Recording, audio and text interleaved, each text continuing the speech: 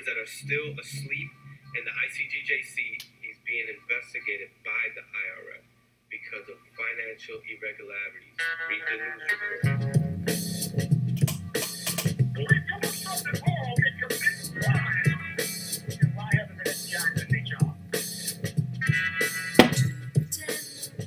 So I am the Miguel that all right, so we are live. Just wanted to play that in the beginning there because this live is going to be called Leaving a Hebrew Israelite Cult. I planned this ahead of time. Been wanting to do an in-depth live video on pretty much my experience within the ICGJC, within this Hebrew Israelite cult. And, you know, I mean, I've told the story, but I kind of wanted to go down the timeline of when I first began speaking against this cult. So, let's see here. So I see we got some people already in there. I'm just going to go through my old videos real quick. I won't be able to see the comment section because this is my first time streaming and I haven't gotten all that in order yet. So sorry for those that's trying to ask questions. You know, we're just going to proceed with the video and, you know, pretty much just go into a little bit of, you know, when I got started and why I got started speaking against this cult, ICGJC. So, back in 2017, if we go down, you can see I started speaking out against this cult 3 years ago, March 1st, 2017.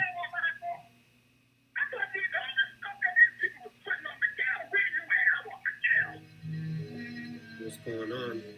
This is Miguel, formerly of the ICGJC. This was pretty much, at this point, this was March 1st of 2017. So at this point, I was already pretty much, you know, deprogrammed, I would say, from the cult. You know, I was deprogrammed as far as that fear that I had, you know, with the ICGJC, for the ICGJC in Tazadakia. That was pretty much going away at this point. You know, I actually, you know, got the courage to speak out against this place, start editing videos. And I had been editing videos since like December or November, actually before that. And I was working on, you know, all these videos for months after the raid happened on November 1st, 2017.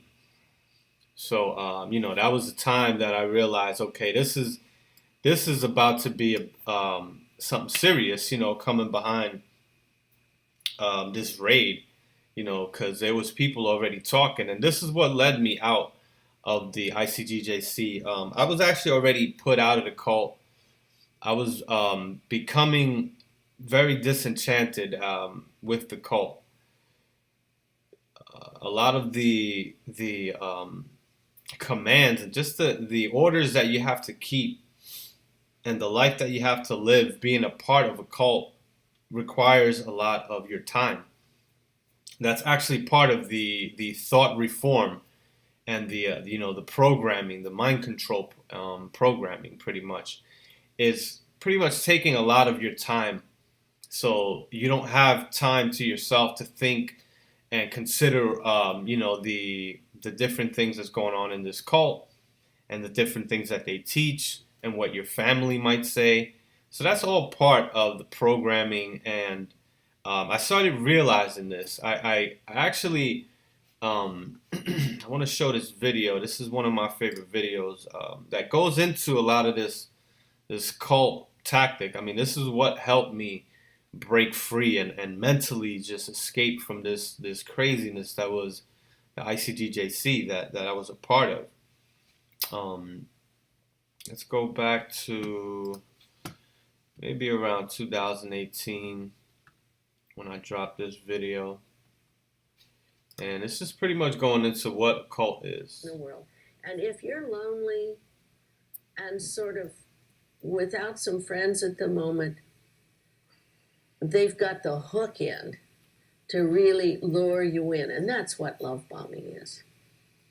I've often said, after interviewing people, that I came to realize that these young women that I'd interviewed had not gone out looking for a cult that was going to put them out on the street as prostitutes, soliciting men to come back to the cult, that they had simply been at a vulnerable position in their life, and a cult recruiter got them to come to the group and accept a lot of the flattery and the charming attention that they were given. So that's Margaret Singer. She's a psychologist. She's very well studied in a lot of these things that deal with, religious cults, mind control, thought reform. Is really what the psychologists and the experts call these cults. They call them thought reform programs, because that's pretty much what they do. They reform. They try to reform the way that you think. They try to reform the way that you behave. I mean, they pretty much completely change your behavior and your personality. They change it just completely. So your character starts to change. People around you might start to realize that you're acting a little bit different. Coming into the church, it's like a lot of mind control behind it. Keeping you in there requires them. I mean, the thought that goes behind keeping you in there is like warfare on you. So you get put in this position where you're just like this Margaret Singer was saying, you're just pretty much in a vulnerable position. You might be in a vulnerable position in your life when you came into this cult. That's usually what happens. You might be young, not too familiar with the Bible and how to debate and rebuttal some of these claims that they're making. And it just sounds very interesting. So what Margaret Singer was going into here is the love bombing that happens when you first come in. It's a lot of deceptive recruiting that goes on. You get love bombed. You get told that, this is where you need to be. This place is a family, and your life is gonna be so much better once you come in here, and everything else is pretty much destruction, and that's the end of everything else. You got to be in the cult, pretty much. That's how they make it seem. So that's why it's so hard to leave the cult, because they create this environment of you just becoming so dependent and fearful if you leave, where you might start to think that you're going to die. You might start to think that there's some type of karma, that's going to get you. And the members that are in there actually wait. They can't wait to hear a story of the former members of something bad happening to them, because it confirms their belief that if you leave the cult, you're going to be destroyed, and, all this crap and garbage that is meant to put fear in others, and they try to use that person that left and went through something as an example. You see, you don't want to leave and be like so-and-so. So it's very well thought out. And Tazadakia, the cult leader of this ICGJC, who's passed away now, his real name was Jermaine Grant. If it really wasn't for him being so careless, I probably would have never really woke up from that cult, but also just the fact that I was away from the cult probably helped me deprogram, because being away from that day-to-day life and that constant pressure that they put on you, and that need to fulfill what these leaders and what the members, or your leaders in the cult want you to accomplish, it's overbearing, and it just takes up so much of your time that it's so hard for you to pull yourself out and deprogram while you're still in there. It's very tough, because while you're in there, you're kept so busy with when we were in there, we had to hand out flyers, like on a constant basis, flyers like this, that represent that 12 tribe sign that's supposed to represent what the church is about. We went over all that 12 tribes and, the color of Christ, and how they twist scriptures up and try to show you that, you can relate to someone in the Bible. Look at Jesus Christ, was just like you. So, there's a lot of that's going on in this cult. It's a lot of just like, the love bombing. It's one of the first things that you see happen. Brothers and sisters come in there just with joy when they find this. And then over time, things may happen where you might not feel the same way. That's what happened to me. And so when I was put out, I was still mentally trapped in there. So even though I left the cult, I didn't really leave the cult. I was still mentally trapped. I couldn't escape mentally because of the doctrine. So that's something that's very important that we have to touch on, because there are different types of cults. There can be cults surrounded around anything. It doesn't have to be religious. But religious cults sometimes will like to use your identity. They play with your faith. They play with your ignorance, and your need to know, your need to be comforted. That's something that these leaders use to manipulate the members. And then what happens is that once the members get recruited, they kind of become their own cult, leader in a way, because they learn from the cult leader. So they kind of go off on their own and become this, just this kind of like, not really a robot, because you're not a robot when you're in a cult. It doesn't work like that. But you're somewhat just now off on your own and recruiting others to come in. And the cult leader just pretty much sits back. It all benefits the one cult leader, which is pretty much what a cult usually surrounded around. It's one man that claims to be connected to the higher power or a higher power or whatever, or tries to show that he has some type of superpowers where he can read your mind, or he can tell the future, or he knows inner secrets. That's another thing that cults like to do, is create that spying system, the tattling system, where it was definitely practiced in the ICGJC, where it was used to impose guilt on others. So if you get caught doing something, they're gonna tell the higher ups, they're gonna tell the bishops, then the bishop might report you, and might have to go up to council, all the way up in New York, and all that is just meant to just break you and humiliate you and degrade you and make you feel, just lesser of a person and dependent on them and relying on them and constantly waiting on them to give you word for what's the next thing to do, to make you feel at ease if something happens out in the world. They'll use that as the next topic in the class. Current events gets thrown in there to show you, see, this is the world. You don't want to be like the world. If you leave this cult, you're going to be like that. And it's a very divisive way to create this us versus them mentality. And what that does is push the members closer to the leader and away from the world, because it's us versus them. So you got to get closer and away from them. There's a scripture that they love to use in Revelation that says, "Come out of her, my people, and be not ye partakers of her iniquity."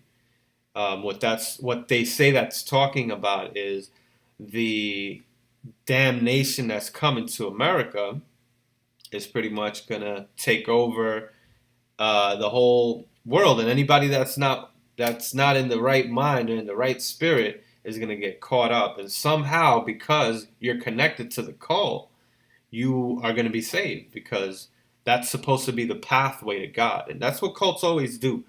They create this pathway. They make it seem like they're the only way to God. And they play with your ignorance, because people know, there's these cult leaders know that there is no connection to a God here on earth. A lot of them are not believers in what they teach. They don't practice what they preach. Many of them.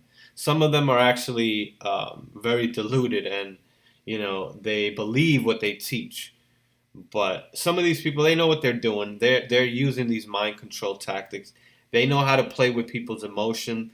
They know how to speak a certain way now. That's another thing that cult leaders do. They speak in a certain cadence, in a sweet way, in a kind of like a singy way. The way they would do it in the Hebrew Israelite cults, they have this way of talking, this cadence. You can see like General Yohana always does it, where he gets really hyped up and he just goes on this rant, and it's just like the white man, blah blah blah. This is one thing after another. He's just throwing all this out, and it's this way where you feel just so dizzy, and it's like you feel almost lightheaded, because it's coming out with so many things one after another, and you don't know what to focus on, and it's all this constant barrage of information. There was a teacher like that in the IC. There was a lot of teachers like that in the ICGJC. The chanting is another way of, what it does is it causes hyperventilation, and this gives you a sort of feeling where people attribute it to some type of spirit, the Holy Spirit. So all these things really put you in this mind state. It creates this pseudo-personality, and it puts you in this you're like a character now, and it really makes you tight with the cult. It makes you fearful that you might get put out, that you might do something wrong and get put out. It's this environment that's created that just keeps you mentally in there, because they're not putting a gun to your face. They're not forcing you in there. They can be very aggressive now if you tell them that you're having second thoughts and you're kind of doubting the doctrine. They'll call you. They'll have this this it's pretty much a way of bringing you back in. If you seem to be going away from the doctrine and the belief, and they can point, you'll stick out right away, because everybody is all trained to be alike, that if you start doing things out of the ordinary and what's normal to them, you're going to stick out, because this place, what they do is normalize behavior that is just constant shaming and guilting you and making you feel bad if you do anything. That's what the ranking structure does. It really tightens up the order and causes a lot of that guilt. I mean, a lot of that is pushed through the ranking structure. Definitely the leaders and the main leader, the cult leader, is usually a sociopath, narcissist, which is exactly what Tazadakia was. Narcissists, sociopaths are usually, they don't take kindly to criticism. They don't like to admit that they're wrong. They don't like to appear as if they're normal. They like to make it seem as if they're on another level. You sometimes you might see this, like when somebody mentions something that they've done, like an accomplishment. If you know somebody that always tries to mention, like tries to one up you whenever you try to talk about something that that you went through or something good, and they try to one up you, that's sometimes can be a sign of a sociopath. That's one thing that I studied immediately after leaving the cult to realize. Once I started deprogramming, part of my deprogramming was learning, the personality of Tazadakia. understanding, Tazadakia pretty much, understanding sociopaths, cult leaders, and how narcissistic sociopaths think. So if you were ever a part of the cult, you understand what I'm talking about. Now, if you were never a part of the cult, then you don't understand. That's just how it is. You're probably not going to understand. You probably had a family member now.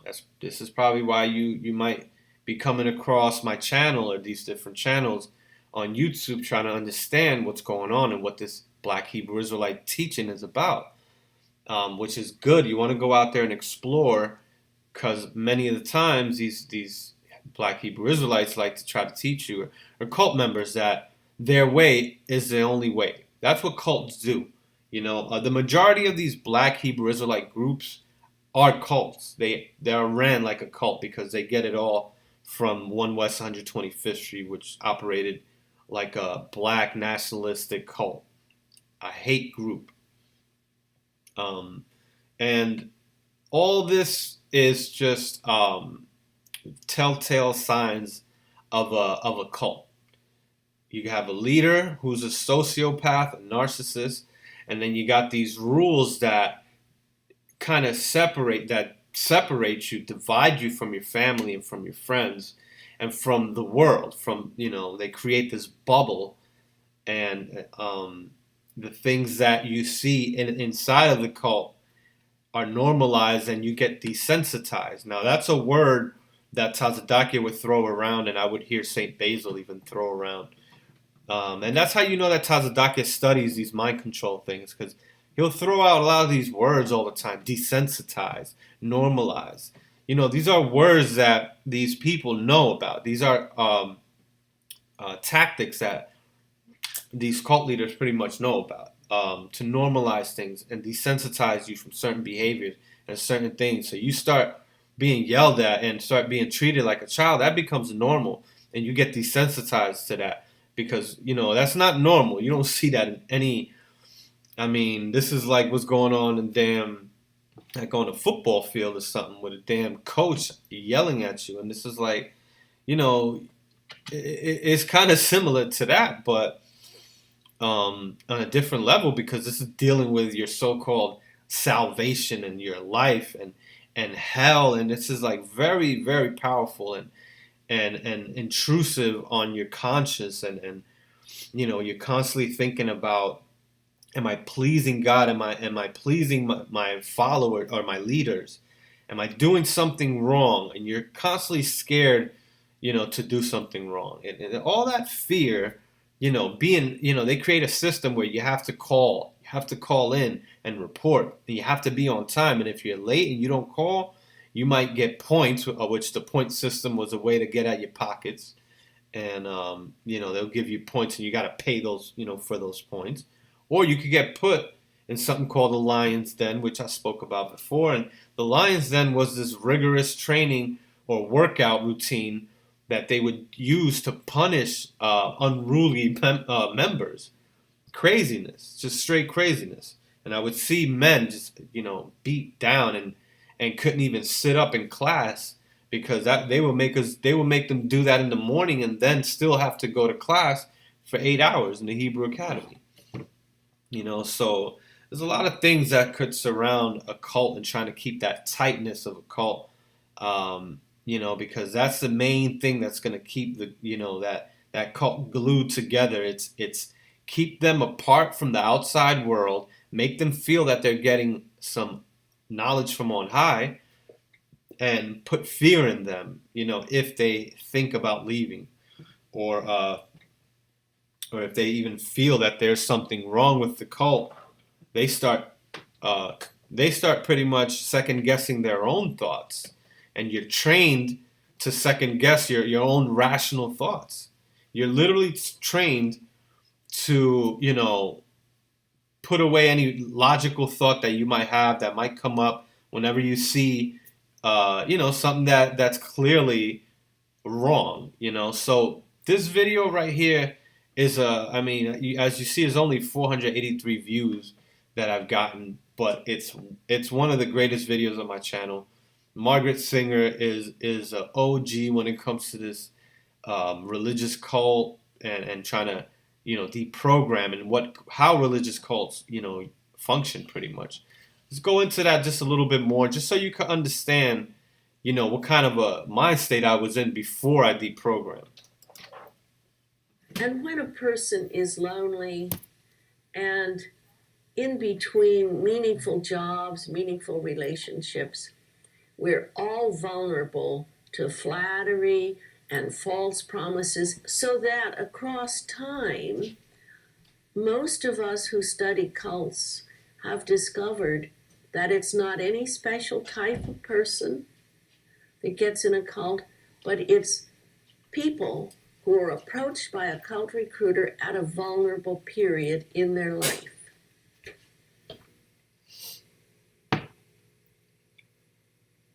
Anybody who is too trusting can be recruited into a cult by strangers or even by family or friends. In our society is that it's only crazies and stupid people and weird people who get in cults.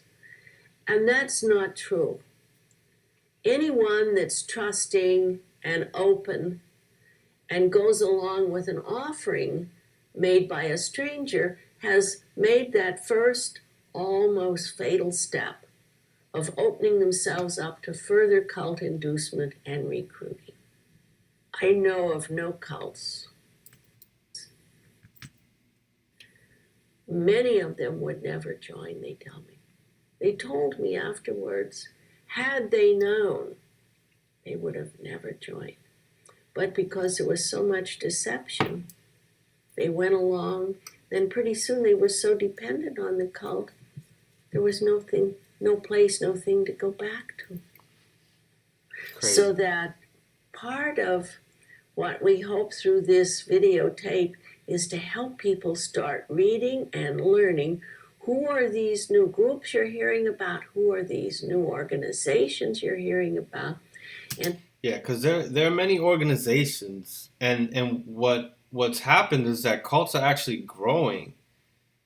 So there are more people out there learning these tactics and applying them and on people, and with the facade, behind the facade of this is a religious group, or this is a group that's going to help you heal yourself. They have a lot of these feel-good groups and psychological cults too, that don't have anything to do with religion. Those are out there too. I knew somebody that joined that too. They take a lot of your time, they take a lot of your money, and they claim that that they have the tools to help you and to help you succeed, and they create a community that can help you. And that's another thing, is the community, is the members, the people around you. They affirm what you believe, and they kind of keep you in there even longer. well, a lot of research before you join anything. Do a lot of research before you join anything. Secondly, to run a thought reform program, you need to get a hold of a good deal of the person's time, and especially their thinking time. So this is what I was touching on. So taking control of your time. So in the ICDJC, we literally had a schedule. They would set up a schedule for you. First, they would ask for your schedule. What's your work schedule? Then they'll work out your schedule around that. So that way you don't really have any time. You don't have any free time. We would hand out flyers 7 days a week. We would take out the equipment and do a camp, a street speaking out with speakers and everything, microphone out in the street, on a regular basis, maybe 3 or 4 times a week. Sometimes it was just once a week, and then it got moved up. Like, things got pushed. You could first come in and you won't have certain things, you won't see and then realize certain things that are allowed. And then you start realizing, wait, I didn't know. Nobody told me this was part of it. So you start learning things little by little. You don't learn everything all at once. So that's another way that they get you. They ease you in. And they don't tell you that a man can have more than one wife. They do a lot of this sneaky recruiting, which is common amongst cult members, amongst cult followers and recruiters. They do sneaky recruiting where they don't tell you, that a lot of things. They don't tell you about the money you got to pay. They don't tell you that everybody's going to go to hell except for the nation of Israel, which is the doctrine of most of these black Hebrew Israelites, except for a few of them. The majority of them teach that if you're not the seed of Abraham, Isaac, and Jacob, and a believer, you're going to go to hell, and you're going to go to slavery first. Because, God just, God allowed the children of Israel to be enslaved, but the people that he allowed to enslave them still have to get, payback for doing God's dirty work, pretty much. So it's this contradiction of, that's a whole nother thing in the doctrine. But we're going to definitely touch on that doctrine because definitely the one that the identity doctrine is what really keeps you in there. The fact that coming into the cult, they provide you with an identity, and now when it's time to question it, when you're trying to leave, now you also have to question your identity. And that makes it a lot harder because you have to not only deprogram from the cult, you have to deprogram from what you thought that you were, from your own identity that you believed you were. Like myself, I believed I was a Hebrew Israelite from the tribe of Simeon. I literally believed that. You couldn't tell me anything else. I thought I knew it. Now, not only did I believe it, I thought that I knew it, because there's a difference. And now, the way I think now, when it comes to what I believe, I don't take it as serious if I can't tell you that I know it. It's not something that I'm gonna try to debate, and it's just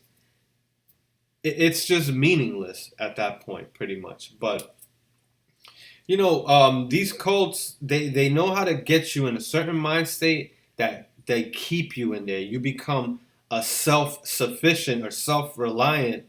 Well, you don't rely on yourself. You rely and depend on the cult. But you just become so trained and so accustomed to it that you can't see yourself anywhere else outside of this cult. I mean, I've had people literally tell me that they can't. What am I going to do? How are we going to keep the High Holy Day now? Somebody asked me. What am I going to do for the High Holy Day? How am I going to keep the Passover now?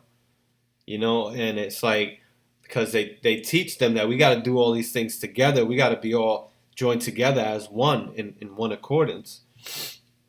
And, once, it's insane, man. I mean, let's get right back to it, because there's a lot here. This is about an hour long, but, we'll cut through it and get the good stuff. So that they don't dwell critically on what they're doing. They don't think about it, and you get control of their time. So you start splitting them off from their friends, their associates, getting them dependent on you. Mm-hmm. Yeah, so I had tons of friends that I would still hang out with because, like, I would try to teach them. So that's what a lot of my first years in the cult, consisted around, just me teaching people and trying to convince my family members and my friends, and just really pushing like nonstop. I was, I was very determined to convince, and I definitely brought in and converted, many people. Some people that still believe in the doctrine till this day, I actually have converted, and it's this whole doctrine of, this way of you thinking that you were taught this knowledge that it comes from on high, and to toss this to the side or to question it must be something wrong with you. And that's how they get you. This is how they trap you. There's a lot of guilt, and you think about all this. You condemn yourself for even questioning anything, and maybe questioning the authority of the leaders, which is supposed to be, you know, authorized from God. And it's like you can't even question that. You have to take their word. You can't ask about the funds. You can't ask where the money's going. You got to take their word for it. It's a lot of craziness dealing with this, these cults, pretty much. It's very similar from what I've experienced. I mean, you hear the same stories in all these other cults. You know, they take up all of your time. They keep you busy, and they constantly have you moving around from city to city, recruiting other people. So it's going to go into some of that right now, pretty much. Some cults move recruits far away. And the reason behind this is to separate you from your parents, your family, your friends, your everyday identity, so that they can immerse you in the philosophy, the ways of the cult. Most cults. They would do this with the leaders, with the teachers and the bishops. They would send them out, you know, to different cities and tell them, like, you're gonna be over this church. We're gonna send you over here. You're gonna handle this congregation. You're gonna handle the Hebrew Academy over here, or you're gonna deal with this. They constantly move people around, and that does separate them from their family. So that's one way. Keep people very, very busy, very occupied, as many hours of the day as possible, as many days of the week, in order that these people don't have time to form meaningful relationships with outsiders. And so they can't keep good connections with their old friends and maintain contact with their family. See, in Tazadakia, one thing that he said, I remember he knows all of this stuff, man. You can tell he's trained in all this mind control cult tactics. Somebody definitely either taught him or he taught himself. And so he would say things like, how you know that a person is leaving is not a believer anymore and is about to leave the cult is when they start, you know, reaching out to old friends and getting back in contact with, you know, older family members and reaching out and getting back in touch. He said that's when you know this person is like leaving the cult and trying to, you know, because he knows that the cult separates you from all that. So when you start reaching out, that's a sign that you waking up. That's a sign that you're not, you know, as trapped by this damn, you know, mind control tactics that are imposed upon the members. You know, you have members that just, they shake it off. You have some that are stuck for years. For whatever reason, there's something in their mind, they're just stuck. And they have an allegiance to the place, to the building. It's not about truth or anything like that, because they like to call these cults the truth. We're in the truth. That's nothing new. They did that with many different. I mean, everybody. That goes so far back when dealing with cults, where they label the organization the truth.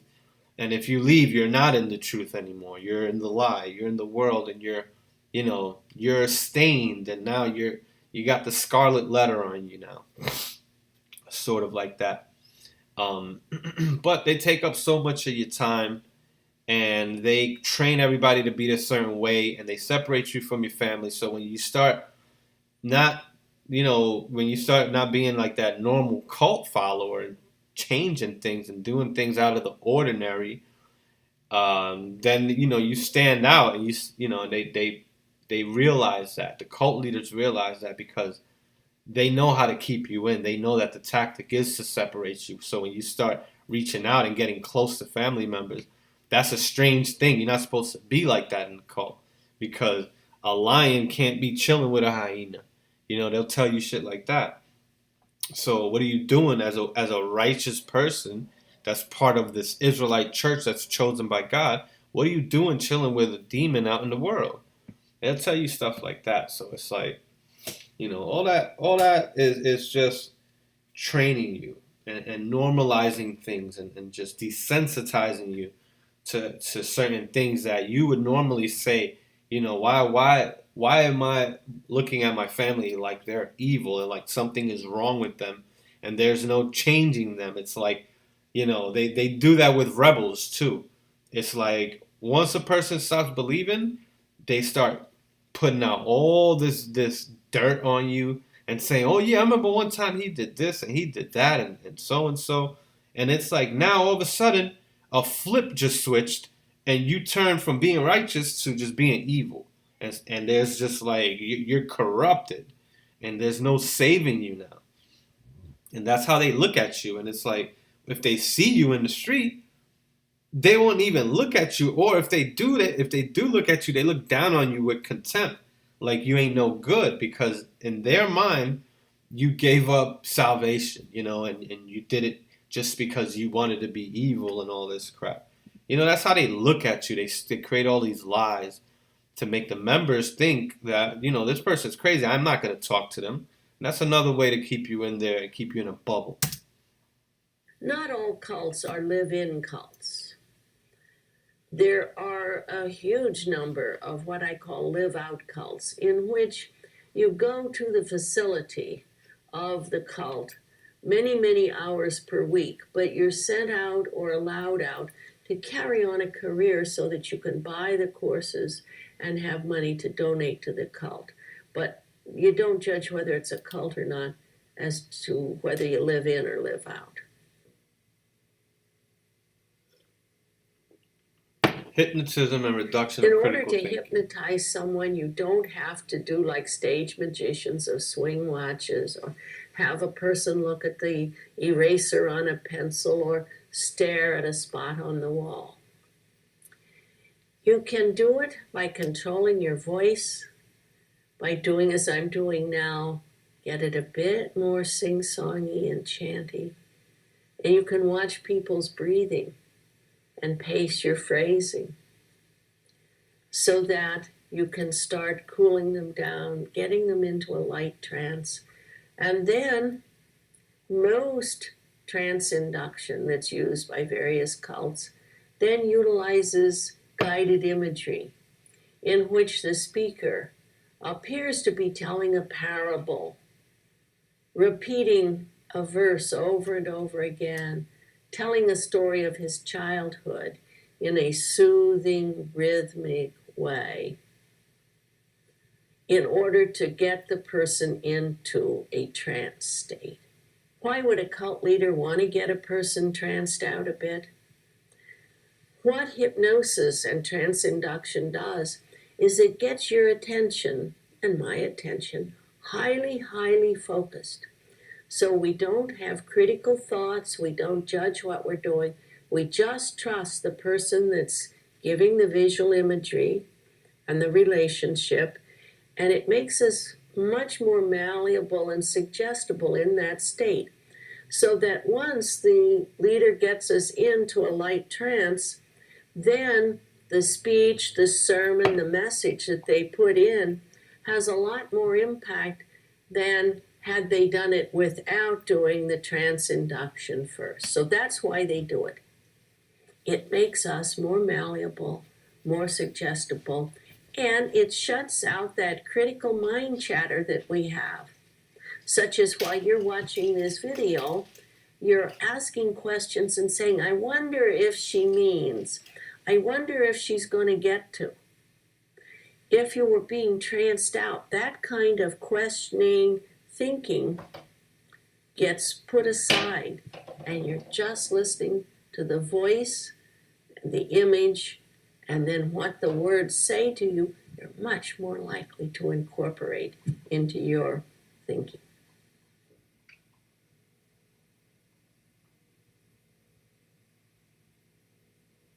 Many cults use forms of mantra or empty mind meditation because it's a way of having a practice that you can sell. And after you sell the first course, then you sell longer and more prolonged and more intense variations on the empty mind meditation. The effects for some people can be pretty disastrous, because from some prolonged empty mind meditation, people describe to me how hard it is for them to read a book and have continuous thinking, continuous processing of information. Some tell me that from practicing mantra meditation for many, many years, many, many hours a day, the people have really lost the ability to not have meditation intrude into their volitional behavior. So this is something on a whole nother level that deals with some of these Buddhist cults, this meditation, which is nothing wrong with meditating, but there's a certain type of meditation, and also there's what she's talking about is the cognitive and the neurological issues that cults might bring along. So this happens a lot. I mean, not only is there fear and paranoia that can happen after you leave a cult, and you might fear for your own life. You might think that you're going to die. Not only does that happen, members also tend to block out that past, and that also, because of that, they block out a lot of other things, that might have happened along that way. That could cause some memory issues, some cognitive issues, where you might not remember things. You might be in the middle of speech and just lose your train of thought. There's other things also where former members, and I've seen this with a lot of males and female, and I've read this. I remember reading this years ago, man, when dealing with how cults control your sex life. So, with the ICGJC, you can't marry someone in the church unless you get permission. So that's how they control your sex life. You can't have sex on the Sabbath day, and then you can't come into the church. So that's, I know that's a scripture, but that's how they control your sex life. Also, they impose those laws on you, and a whole lot of other things that come along with that. There's just a lot of things that change along with the changes and you changing and becoming a new person in the cult. And when they leave, some of these men and women become very promiscuous. They become more out there, more sexual than they ever were. You might see this. You've probably seen this with some of the sisters. I've seen this. They just become more promiscuous and just out there. And it's like, what happened? And it's probably because they were just, they were kept in a bubble, and they couldn't do certain things sexually. You weren't allowed to experiment and just be free with your spouse. Everything was like some rigid orders, and all that constant, not just the control of the sexual life, but just the control over your life, period. Once you leave, you might not only be promiscuous sexually, but just you might try a lot of things that you normally wouldn't have tried, and you might be even more out there because now you're free, and you want to do that to the 10th power, because you were just so locked up and you didn't have that before. That now that you have that, you don't know how to act. So I've seen that happen. Cults really, really mess people's personalities up, and kind of you get lost from where you were, because you are someone until you join a cult. Then you become this pseudo-personality, and then when you get out of that, it's like you have to relearn who you are and what you like. And that's why these people, that leave, they like to experiment, they go crazy, and they get very promiscuous, because they're just trying to find who they are, and they've been like just They've had their lives and their young lives taken away from them, and they didn't get to experience that young, that life in their 20s, which is, represents a lot of people in this cult, especially in Orlando. And, because we were just so closed in. So then when we finally leave, you might find the urge to do things that you would normally not have done. So man, yeah, this is one of the things. This is one of the ways that these cults just jack you up, man, in all types of ways. And you learn their language too. That's another thing that becomes very hard to kick is the language. Is like that gets stuck, and then you find it hard trying to communicate with other people that don't talk the way that you talk outside of the cult. It's crazy what they do. People tell me that they will be driving down the street and suddenly their mantra meditation state will come on and they'll forget where they're going. They'll have to get off the freeway and think over where were they going, what was the plan, because they can no longer exclude the starting up of the meditation process. Dependency and dread, creating a sense of powerlessness, anxiety, and fear in the person. Check this out. This psychological mechanism of reframing is putting a label on something that makes it fit in with what you're selling. Reframing is taking a normal, expected physiological or psychological or emotional response and putting a name on it that helps a cult leader reframe and call it something to prove his point, and especially to make it seem as if he has magic.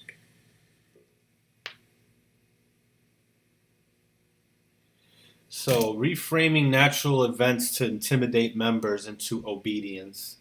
So, how do they reframe natural events? The hurricanes. When I came in 2004, there was, I believe that winter, in December, there was a big earthquake in the ocean, in the Indian Ocean. And it caused just a crazy tidal wave to hit, I believe it was Japan. And they took, I remember coming to class that week, the week after, and they went up in 2nd Esdras chapter 13, I believe it was, and verse 10, I think. I forget which chapter it was. Might be chapter 16, I think. And it goes into a scripture that they interpreted as this is what it was. This is what happened. It's right here in the Bible. And everybody wants to know, well, what happened? How did this happen? It's right here in the Bible. It's like, how do you know that, man? You're just interpreting an event that happens all the time, that is written in the Bible, which is a constant thing that can be observed to happen constantly. Earthquakes that cause tidal waves. That happens.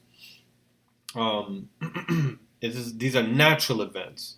And to credit that event to a god, are you sure you really want to do that? You want to credit your God with this type of mass destruction? There's no way to prove that your God is behind that. So if you don't have evidence for that, there's a lack of evidence, then you have no reason to be saying that you know something that you don't know. And you might as well keep your mouth shut and say that you don't know why this hurricane, or this, you want to refer back to scriptures that you already believe in and you assume are true and you assume have to happen. And then you look, where could this have happened? Let me look for an event in the earth. Oh, look, this is in the Bible. It must be talking about that. It's ridiculous, man. Stop being ridiculous. So, reframing natural events to intimidate members into obedience. Each cult has a theme. And when there are natural disasters, almost every cult reframes, meaning puts a label on that to make his message more believable and more frightening if you don't obey and do what he says you should do. Because who wants a flood, a hurricane, an earthquake? And cult leaders almost always say that if you follow their rules, it will help change the world and make it perfect.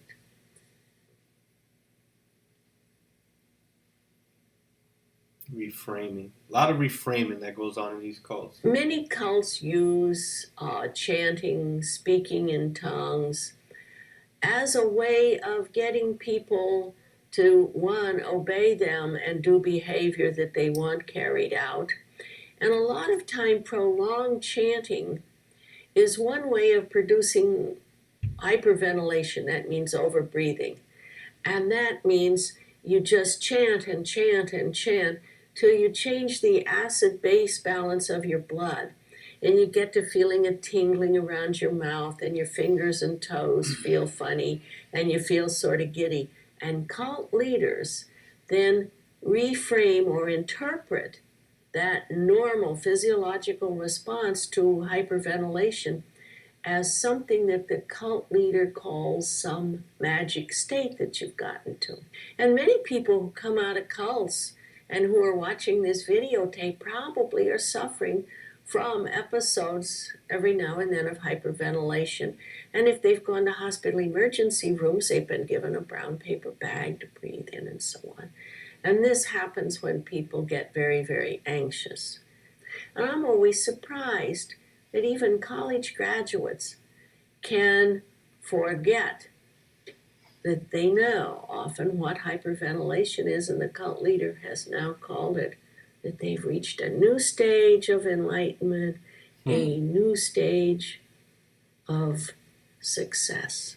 And it's just the effects of prolonged chanting and overbreathing. So we had something called the 7 prayers, where, I mean, this thing used to take like 45 minutes. I remember the first time I did that was at a Passover, and I'll never forget how I felt.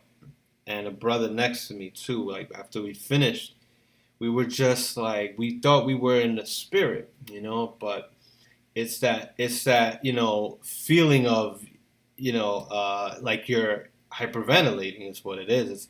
It's an explanation behind that feeling.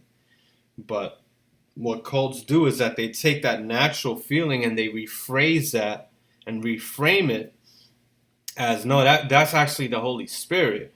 Or, you know, you got that because we are chanting the 7 prayers, you know, because you're in the place of God. This is why you're feeling like that. There's so much deception and manipulation. Superhuman knowledge and spying and guilt induction. So I already did a few videos on this.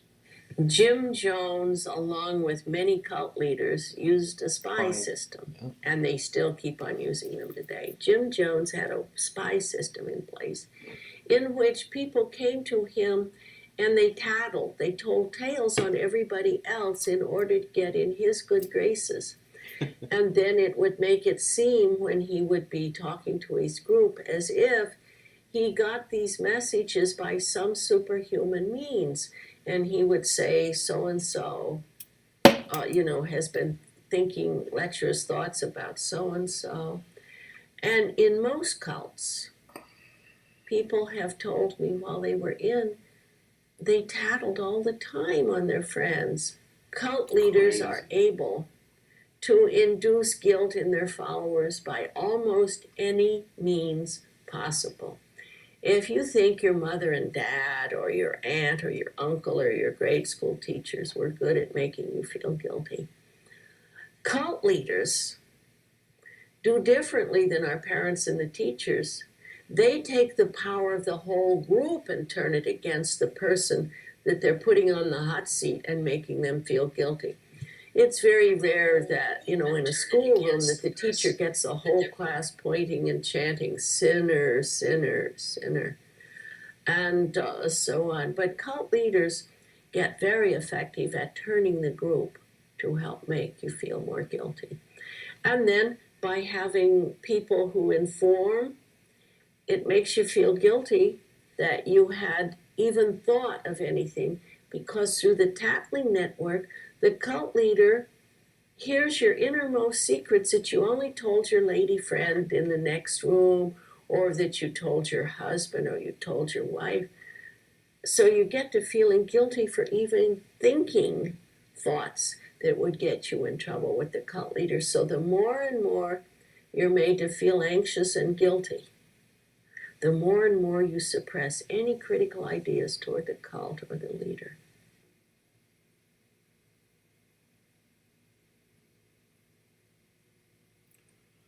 The reason a cult leader or a group leader creates an enemy is to get tighter bonding within the group.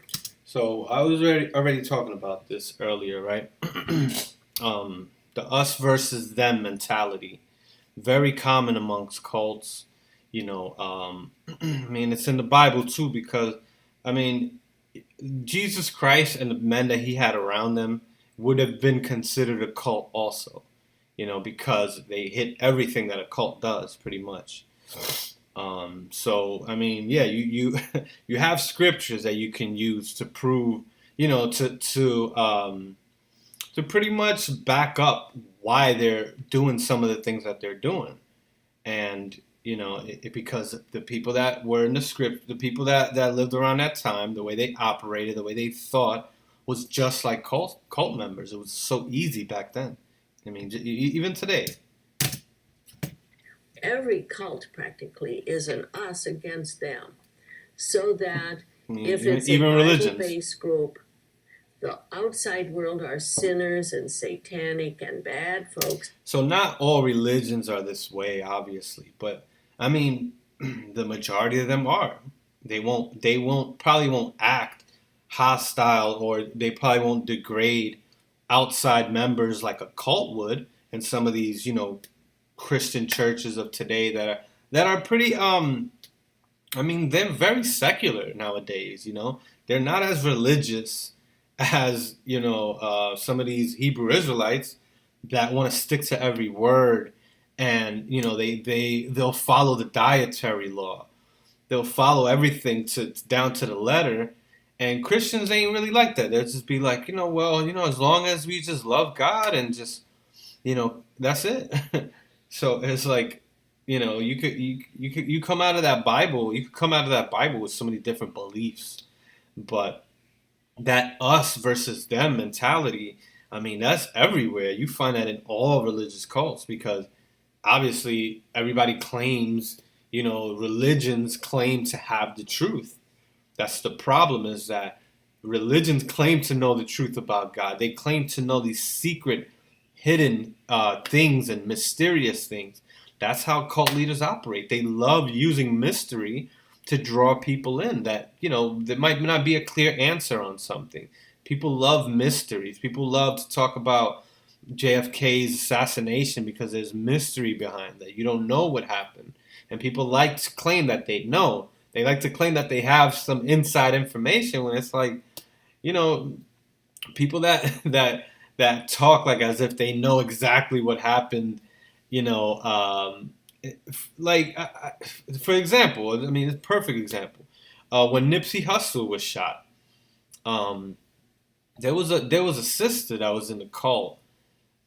She had left, and I mean, there was just a few people that was having a conversation on Facebook, and this had just happened. Nipsey Hussle had just got killed that day, I believe, that morning, and you have people in the afternoon on Facebook talking about, that it was the government and this, and then they already had all the answers to what happened.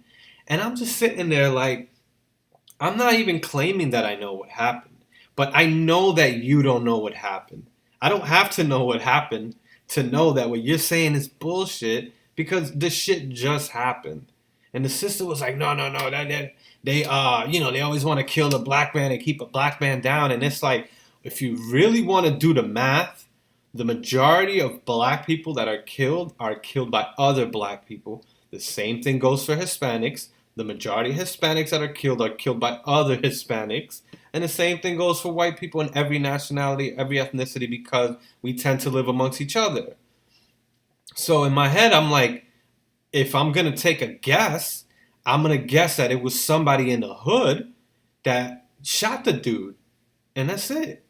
But there's this mentality that comes with these cult members, and this sister still has that mentality of the cult. That's that illogical way of thinking where you just come to an assumed answer because of your hatred, your racism against whatever, your hatred against white people or whatever the hell it was. And she was claiming that this was some type of scheme to kill another black man, and it's like, what is this damn fear that is put out there, which you see it even in Black Lives Matter, and they put this fear out here that it's like, like LeBron James saying that black men are just scared of cops, and it's like, what are you talking about? We witness black men resisting arrest, fighting cops constantly, and LeBron James is out here saying that black men are scared of cops. Like, just insanity, just this fear, putting this irrational fear out, and it was almost cult-like, this whole BLM thing, because now you're reframing things and you're lying, straight up lying about statistics, But this whole Nipsey Hussle story, you gotta, with anything, you gotta wait until things develop. And anybody that claims to know something that is not known is either lying or they're either trying to lie to you for whatever reason to appear like they know something and to feel good about themselves, or they just, I don't know, they just want to damn lie to you and trick you, or they're tricking themselves, man. It's one or the other, I don't know. But this is called microwave mentality also. A microwave mentality is somebody that wants to have all the answers. They want to have all the details, and they put it all together because they can't wait, and they just want to put it all together and have it figured out, because people don't like to not know things. People don't like being unsure. People don't like to say I don't know. You know how difficult it is to get a person like Tazadakia to say I don't know. That dude would never utter those words in front of any of his followers, because it makes him look less holy. And that's how narcissists are too. They don't like to. They want to always appear like they're better than you, and like they're superhuman almost. So this thing that people want to do, where they want to give answers for things that there aren't any answers, or that they don't know about, or that's a mystery. And they want to give you the answer and put the pieces together for whatever reason. I don't know why people want to do this. There's different reasons. But, that's just one thing that happened. I'll never forget that story, because I'm just sitting here trying to talk and reason with this sister and tell her, that I'm more inclined to believe that it would probably be another person in the hood and not some grand conspiracy. And it's like, where did you get all this from? It just happened. How do you have all this inside information? So it was something that really bothered me, because here is a sister that's already left the cult, months or years ago. And it's like, you're still thinking like a cult. This is like a cult member. This was the problem. This is why you got into a cult, because you start assuming things are true where you don't have details to. And that's what the Bible is a book that has a lot of information and details about things that supposedly happened, when people weren't around. There was nobody around to write, Genesis, to see what happened when in the time of the creation, the so-called creation. Nobody was around during that time. But people that want to tell you that the Bible is the Word of God, they tell you that, well, this information was given to men, to certain men that had the secret information. Cult leaders, man. People that want to pretend like they know something that you don't know. Secret shit, secret history, secret information, that mystery. People love to talk about aliens and mysterious things and spirits and all of that, ghosts, haunted houses. People love shit like that because it's mystery and it's unsure and you don't know. and you want to get the answer. It almost drives people crazy. People urge to get these answers. This is the animal in us. You can see this. They do these. You can see. You go right here on YouTube. You can see stories of or videos of animals that get like tricked, right? Like a magic trick where the owner is behind this big sheet, right? And he keeps doing this and lifting up the sheet. And then when he lifts up the sheet one time, disappears behind the sheet, and the dog is left looking like, what the hell just happened? The dog is going insane because he wants to have an answer for something that is a disruption of what normal. It's a disruption of what's normal. You know, it's like he can't answer it. And he normally, people don't just disappear. You know, his owner doesn't just disappear like that. So he can't explain that. And you can see the animal losing it, just kind of losing it. And like what just happened? Like you can see the dog literally running around in circles, driving himself insane because he can't explain something that is abnormal. It's like, you know, you can't explain it. So you get that urge and where you want to explain it and you can't even sit still because you know, imagine you seeing something out of the ordinary that is different from normal, from what you're normally seeing. And it's just completely changes what you're used to seeing. You're going to be confused and you're going to want to know why. And this is how people started coming up with gods. They wanted to know, why does it rain? It must be a man up there or something. Why do we have mountains? Why do we have hurricanes? There must be an angry God, you know, punishing us. And this was the answers that they would come up with. There was nothing. You mean to tell me that all the communication that God had with all these prophets in the past, now all of a sudden it just stopped, and God doesn't talk to anybody and doesn't deal with anybody and spirits and demons. None of these things want to pop up anymore, where now we have cameras and recording, you know, equipment to capture these things and prove it once and for all. But you want to believe in a story that's written by people, you know, who were rewriting stories or retelling the stories that they heard and putting it in a book. And they might not have gotten everything right, you know, just like the game telephone that we all played. This was a lot of what the Bible was, just word of mouth. And this is why you can go to a book like the Apocrypha and the book of Judith, chapter 1, and you have these men that wrote this story were confused about who was ruling the Assyrian Empire, because this was so many years later that this was just all they heard, that there was a king named Nebuchadnezzar, and he ruled Assyria when he really ruled Babylon. So they assumed he ruled Assyria. They weren't there during that time. They weren't living. They wrote those stories later on. And that's why you get things that are completely incorrect like that in the Bible. You know, Nebuchadnezzar was never the ruler of Assyria. So that should be a red flag for people that want to still believe in the Apocrypha, you know, non-canonized books that even when you read the wisdom of Jesus or what is it, Ecclesiasticus, the wisdom of the son of Sirach, pretty much, Jesus, the son of Sirach. You can see that even in the prologue or whatever, or the introduction to the chapter, it was somebody else that wrote that introduction in the Apocrypha.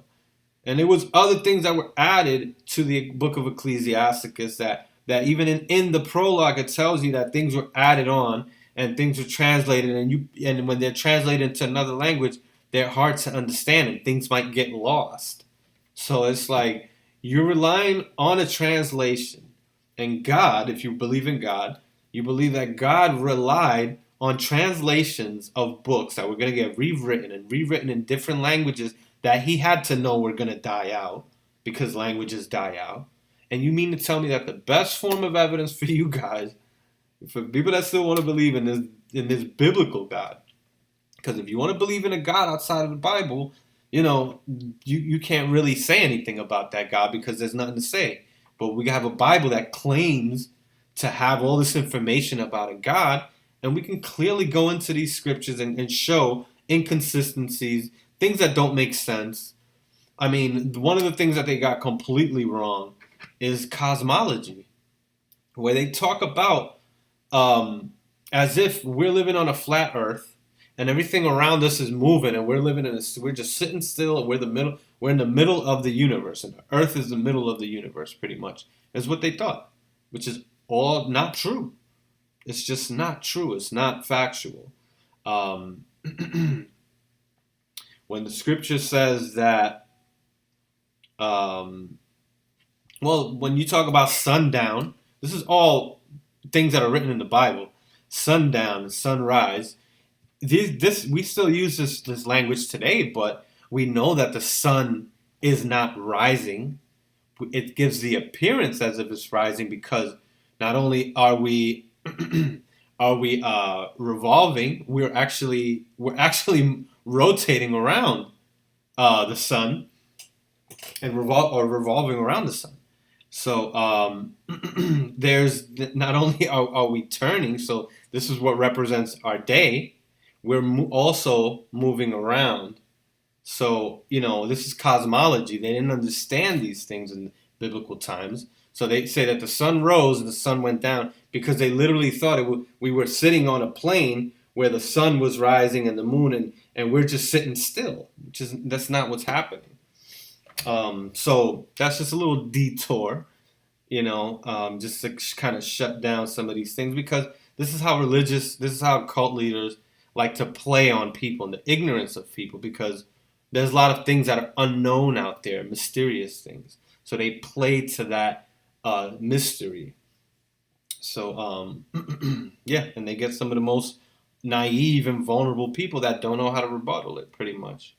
So let's just go into a little bit more of Margaret Singer here. And we are the good ones. If it's a psychological cult, and then the group tightly together. Most people watching this film will not realize the heady power that cult leaders have of having people just pay attention to them. It must be a heady feeling. And so in order to maintain that relationship, the cult leaders have to denigrate the outside world, put it down, make it seem unsafe.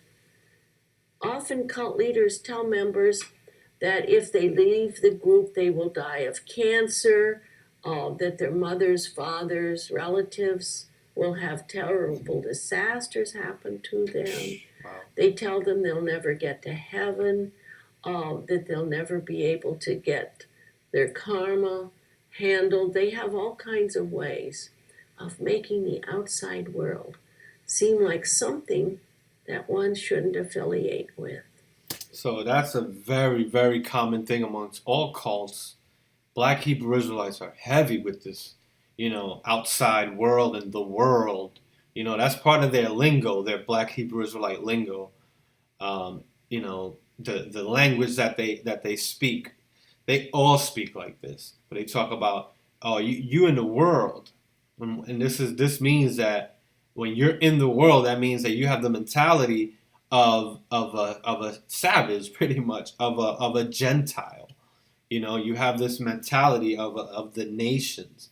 And you're not chosen. You're not like us. You're not on the right side. You're on the wrong side because you're not talking like us. You're not thinking like us. You're not doing what we do, and you're not a part of our group. They make you feel like an outcast, pretty much. And this is what I was. I was an outcast. I was the number one rebel at a certain point, because not only was I no longer trying to come back into the group, I was speaking against the group. So those people become just the worst of the worst, and they create all types of stories to denigrate that person, so that you think, this person is just completely, backwards, and they create all these lies, pretty much, or they twist, truth to try to show that there's something wrong with you, like something is wrong with you, and you're corrupted, and you've been taken away by Satan. There's just no saving you anymore. So it's this scarlet letter, literally, like you're branded as evil. You have this sin that just you can't wash away, pretty much.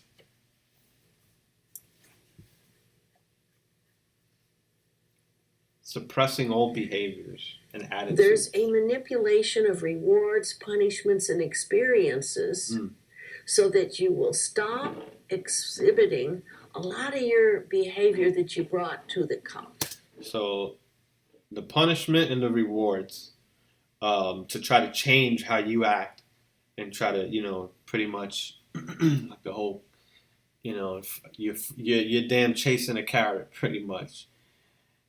The reward would be the ranking system. You can get rewarded with rank, and now you have some type of position and a name within the church, and that makes a lot of these men feel really good about themselves and accomplished, because they have this rank now. And then, of course, the punishments. I mean, there's so many ways that they could punish you, from just being humiliated, embarrassed, in front of the congregation, to literally being put out, where now you're cut off from the group that you're so used to only being around, because remember, they create that environment that you're so dependent that when you leave or when you get put out, you're just dying and fiending to come back, and you start condemning yourself. I've seen that happen. When you don't get brought back in, you start condemning yourself. Not only have I seen that happen, I've done that to myself before too. So I know the feeling, I can speak for myself. I'm not just a person just telling you, what I think. This is what I know. This is what I've been through. I lived through these feelings, and it's very real what Margaret Singer is talking about. Because they want to change you to a way they want you to appear. Huh. Cults often change members' names. Okay, we get another. This says suppressing old identity by changing members' names. So this is how they change your identity. This is part of how they change your identity. By suppressing the old you and changing the way that you used to act. Oh no, they're going to change that right away. And they start by changing your name. Your name literally gets changed to a Hebrew name. So my name was changed, and I remember this is something that was constantly pushed. And when you come in and you don't change your name right away, you get members, fellow brothers and sisters to tell you, you should change your name. What is your name going to be? Because they that's another thing that they do. They make you feel bad for being called by your birth name, and they call it a slave name. And this was in the Nation of Islam. This was amongst different cults, identity cults especially. But this is something that is, clearly amongst all Black Hebrew Israelite groups, they change your name to a Hebrew name. My name was Awar Makapash, the seeker of light. Awar means light, Makapash means a seeker. So I remember the day that I chose it. It was like, I remember till this day I was sitting in probably somebody that's in the chat right now. I was sitting in his dining room table, and I'm trying to come up with the names. We're looking at different words, and I knew I wanted to have something with light. And it was like, now I'm a new person. I have my name. And then forget it, you get your garment, and we all dress a certain way. They completely change your entire identity. And you mean to tell me that this is done by mistake? The ICGJC, the IUIC, these cults, they know what they're doing, especially the ICGJC and IUIC. They seem to be the ones that are implementing these cult tactics a lot harder than these other groups, as far as the uniform and the ranking structure and just... all these Hebrew Israelite groups do this, though. They all change your name. So, yeah, and then you got to dress differently. You got to be a completely different person now. So, this is part of the cult indoctrination.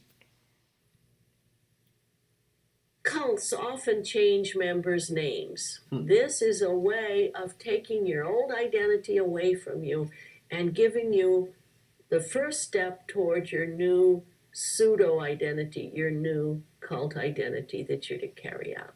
So those new names are to help split you away from your past.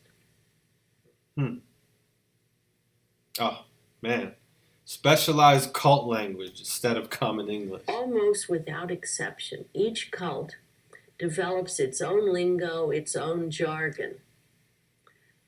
The purpose of that is to give the people some idea that they're joining this very special group that talks in a certain way and has certain knowledges. Right.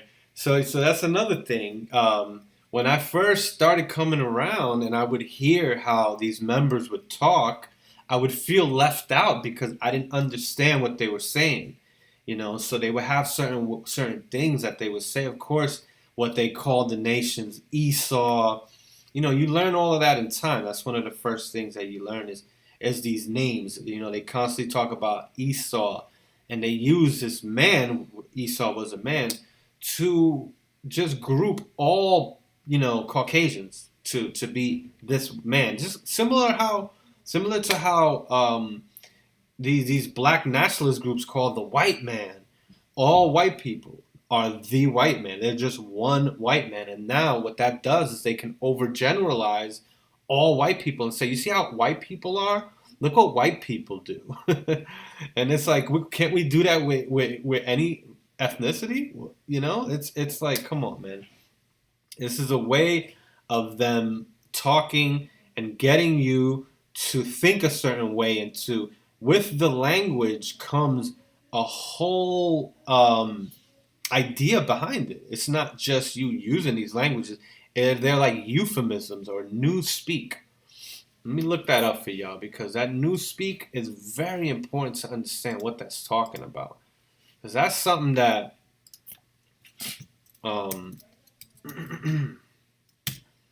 that they're doing now with BLM. It's newspeak, where you constantly hear words like white guilt.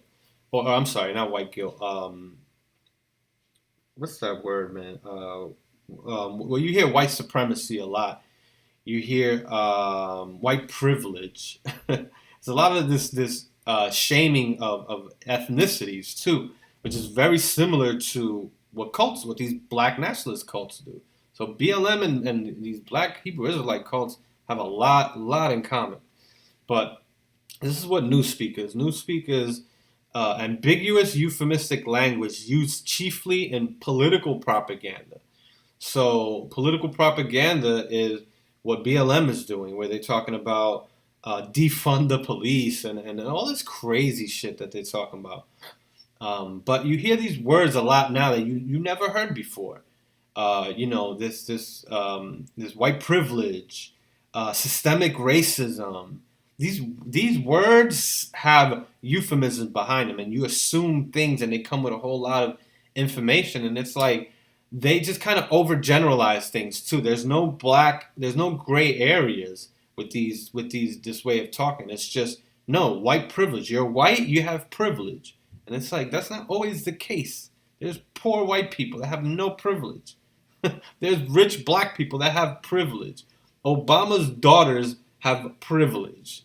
And it has nothing to do with race. It's like we live in a totally different time. This is not the civil rights era. You're not going to fight. Like, what rights are BLM fighting for? Everybody has equal rights. What rights can you fight for right now to make things equal? They don't want that. They want to be over is what it is. They want to be treated a different way. This is a double standard that they're trying to impose, so that way we can treat one people a certain way and other people another way. And I don't know how this started and why this, because it seems like the media is pushing this along, and this is big with political cults, but I mean, or in politics, but it's in religion, it's in religious groups. And so going off, this is some language that Hebrew Israelites would use. They'll say, "You're going off." So this is euphemistic language, which pretty much, is supposed to symbolize you just sinning. And then even saying Esau, this is euphemism too. The white man, this is all newspeak, where you just take one word and it's like, you create this entire example, this idea behind just this phrase, and it's like it's these are new things that come up. This was never around. People wasn't talking like this back then, but that's something that's part of being in a cult, is that they create certain lingo and language and certain words, which is called Newspeak. And another definition, or another thing I want to look up also, is called groupthink. I need to get familiar with what this is too. So groupthink, the practice of thinking or making decisions as a group in a way that discourages creativity or individual responsibility. So very important. Individual responsibility is what they try to take away from these members. They don't want you to be responsible and be independent. They want you to be dependent on them, and think like how they want you to think. They don't want you to be like the black sheep, because you're gonna stand out. They want you to be like the other sheep and just go along with it. Somebody sent me something that it was about fear, and how fear keeps people in line. And this is how they do this. They create this group think using fear. They create this way of thinking where it's just like everybody moves as a unit and thinks as a unit. And it's mostly because of fear. Look how sheep all move as a unit from one dog. You got a bunch of sheep scared of one little dog, one little prairie dog. And it's all because of fear. And one sheep sees the other sheep moving and running in fear, and they all go along with it. So this is also called herd mentality.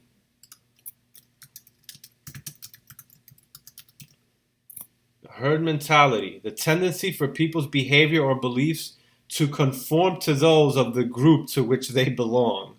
So this is exactly what happens in cults. It's just this herd mentality, this way of thinking that you're just following along. Here, I don't know if y'all can see this image.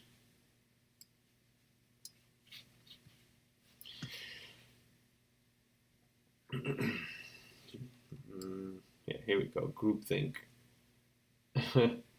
Check out that image. You got people just sorry about that. Yeah, you got people just just following one another, This is a cult, man. This is exactly how they think, man. It's craziness. After you realize like what's been done, after you realize how you move and how you just train to think and move in a unit, it's like, man, they got this thing figured out, man. They got this thing figured out, and this is because somebody is learning, these cult tactics. I can't. This doesn't seem like it's something that's just came out naturally, Let me see if this will work. Give me a second here.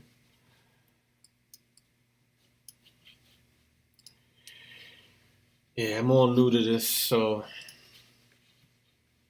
this is a little crazy right now navigating through this, but let me see. There we go. Boom. All right, just wanted to shrink that up a little bit. But so we've gone over a few things there with the cult, just to kind of give you an idea of what my life was like in the cult, and then just to help, if you can understand what are the things that keep you in a cult, then you could kind of now move from there and understand how to, detach yourself and deprogram yourself, just by simply understanding how you got into, that situation in the first place. So yeah, let's listen a little more. There's some more good stuff. Second purpose, it separates those people from talking with their family, their friends, because they have to speak two Englishes. The English that's used in their cult, in which language is used in a very different way than in the outside world, and then having to almost translate their thoughts after they've been speaking cult jargon for a long time into everyday English. There you go. Cult lingo fractures normal, sequential, reflective thinking. Mm-hmm. Because if you're in a cult and you're asked something by the cult leader, and you might want to say, no, I don't want to do that, you have to translate that into the cult jargon that says, I will do your bidding. So that you have to get rid of the negative, break up all that thinking that went with what you were asked, and reformulate what you're supposed to say. If you and I were in a cult, we would be talking abstractions and jargon that doesn't always have real visualizable images and pictures, and yet we'd have to act as if we really understood each other. One of the reasons cult... Yeah, we would talk about the stories of the scriptures. You know, we would talk about the diaspora and things that just didn't make sense, and we would just talk about it as if it just makes sense. You know, I'm trying to think what else. There's so much. She's gonna get into a few more things, and then we'll just go into some other video. And closed, intense groups develop these abstract languages is that when we're a properly civilized person, we think we should be able to follow what someone says, and it's our fault if we don't. So we sort of turn inwardly. And in a way, if we're the least bit prone to trance induction, we're actually assisting the cult leader in our own trance induction by turning inwardly and seeking the meaning, trying to put more meaning into these abstract phrases. In many cultic groups, the leader speaks a lot in imagery and allegories in which he will describe the entire outer world as not pious, or as satanic, or as unenlightened. And it's part of stopping reflective thinking, meaning he doesn't want them to think about what are they doing here giving their life to him. What are they doing giving their money, obeying, letting him beat their kids, have sex with their daughters? He doesn't want them doing that kind of reflective thought. So that the more that leaders speak in globalities, the more they keep you from thinking critically. And then pretty soon, you're almost trained like a pet dog. He speaks of Satan, and everybody knows you're supposed to think the outside world is bad because the leader just used that charged word. Oh, here we go. Cults use denigration and ridicule and humiliation as a control mechanism in the following way. In the cult, it has become your new family. And your whole status in this new family depends on them liking you and treating you nice. And if the leader keeps making fun and showing that you're a dope and that you just are a bad person, then you're so humiliated all the time. And you're going to keep working, trying to get in his graces and try to get some praise from the other people, so that in a rather harmful way, it's used as a motivator. It's not a mental health-producing motivator. But within those tight, controlled confines, it's used to show the leader is so pure, so above it all, so powerful, and you are this lowly follower. Yeah, wow, there's a lot there. I mean, man, the fact that the leaders put themselves as holy figures, usually a figure in the Bible, as Tazadakia did, that also just empowers that way of thinking even more, where you want to please this person and you want this person to even acknowledge you, right? You had a lot of people like this in the cult with Tazadakia. There were a lot of Tazadakia just stands that would just go crazy if oh, he touched my hand, you know, that type of stuff. You know, how they used to treat, you know, like Michael Jackson. It was like that. It was just this, just like he's on a whole nother level and I'm not good enough. And all that ridiculing and degradation and humiliation, it just pushes that even more. And then people, you know, the other members see that. And that also gets them thinking that, you know, I don't want to be like that. I need to be a different way. So they start looking at members that act like that. And if they start acting like that, they start, you know, condemning themselves or condemning that member. So it's just this cycle that now they've become so dependent. And you see these members in the ICGJC go through some of these old classes, and they're just literally just sitting there, just looking at Tazadakia, like, you know, just like they're in this place, this safe, you know, comfortable, just normal, you know, place that they feel this is where they have to be, and they don't realize the psychological damage that's being done to them. Where if it comes time when they do have to leave the cult, they might not be able to get back into society and function as a normal person because this place has just jacked them up so much. Confession, purging old behavior and attitudes to merge with the group. Most cults make use of confession, and why? There was a time when Tazadakia, there was a few times when he asked members to, you know, confess to them and have personal counsels. He constantly was dealing with counsels where people were confessing to them, and they take this, the members, think, oh, this guy really cares about me. Look at all the time that he's spending just to hear my problems and to take care of my problems and tell me how to deal with them. So he would give good advice, right? Because the man was a person that was studying psychology.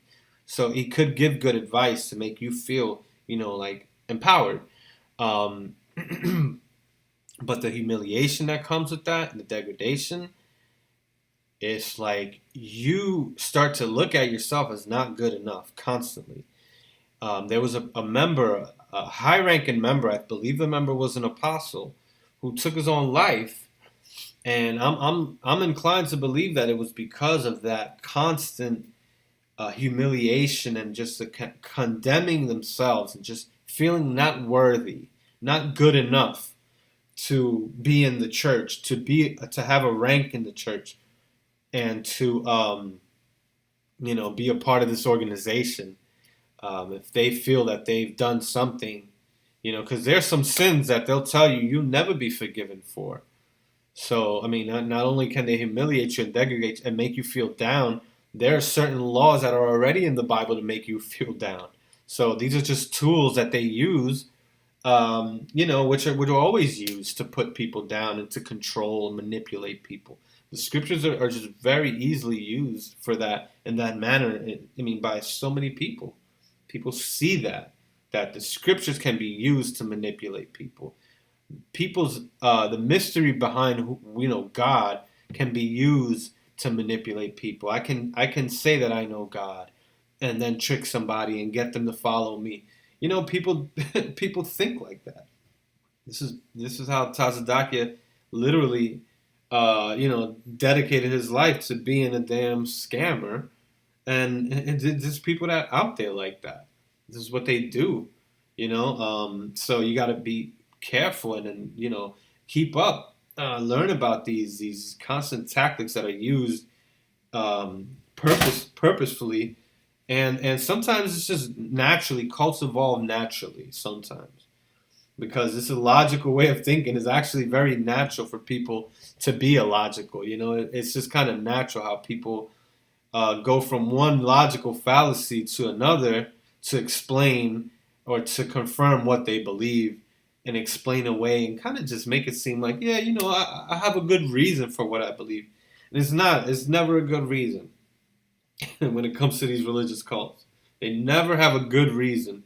They usually will reverse it on you to prove something that they're assuming. You know, they'll believe that they have a mystery about some RFID chip that's going to be implanted, And then they'll ask you a question and say, well, what are you going to do when the RFID chip gets damn mandated out there and everybody has to get injected with a chip? And it's like, why are you assuming that's going to happen? You're just assuming that this is going to happen down the line. And it's like, man, you got to put yourselves in these situations where you're forced to believe in these lies.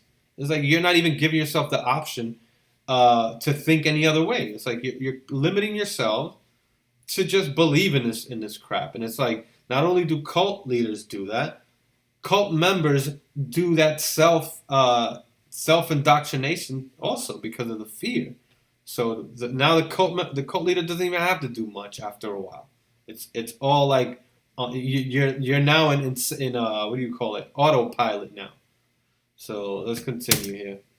It's one way for the leaders to learn things that you've done that you feel guilty about. So that confession is a way for the leaders to get into your mind and to have secret shit to hold over your head, just in case you do decide to leave. You got all this stuff that you can say against you, just like they did with the Injustice League, right? And other members that were leaving before. They would try to degrade them by showing them, telling them, or showing them videos of how they were when they were in the cult. I know they did that with one brother in Orlando, to try to show him, look, you were once a believer. Try to make you feel ashamed. But then they also make you feel ashamed by using, these things that you confess. They shame you because you confess these things. Now they use that against you. But the reason why you're confessing is because you feel guilty and you feel like maybe God is going to bring it out, and you want to kind of put it out there before it gets put out. You save yourself. So yeah, man, they use these confessions, they use these secrets against you, and forget it. Once you pour your heart out and all these secrets, they own you now. You belong to them now. Then they'll use your guilt to manipulate you more. Or they'll learn things you're very proud of and very haughty about. They'll use that to break your spirit. So when you confess, it's not just telling your history to the group. Some cults, I have seen the folders that they make on the members. So they write. So there's folders that they make on the members. Tazadakia and ICDJC had the same format where they have folders. They had files on the members. There was a brother from Baltimore that encountered Tazadakia, recorded him on audio, and Tazadakia literally came out and said, "That's why I got your file." At the end of the whole conversation, he said, "I got your file. I got your entire file." Because that's what cult leaders do to try to, have stuff over the members' heads. Everything down. And some groups have one-on-one confession groups where the second person writes everything down. So that the idea of the confessing is to get information that will then be turned around to manipulate. And it's also getting the person, after a while, to confess to things, to say they want to be more like the group. They want to get in with the group so that they're purging themselves in order to merge with the group. Right, because them confessing these sins is going to make them feel like they're not good enough. So now they're going to feel like they have to do something to get in that good grace. So it motivates them more to get pushed further into the cult. Horrible. Certain groups give great praise for people getting up and confessing and breaking into tears and breaking down. Some of the psychological-based groups say that finally they've gotten insight. Finally they're feeling their primal pain. They're feeling their basic pain. Finally they're attaching. And different groups label this breaking down in front of the group to serve their own ends, to tell the person, now you're behaving like we want.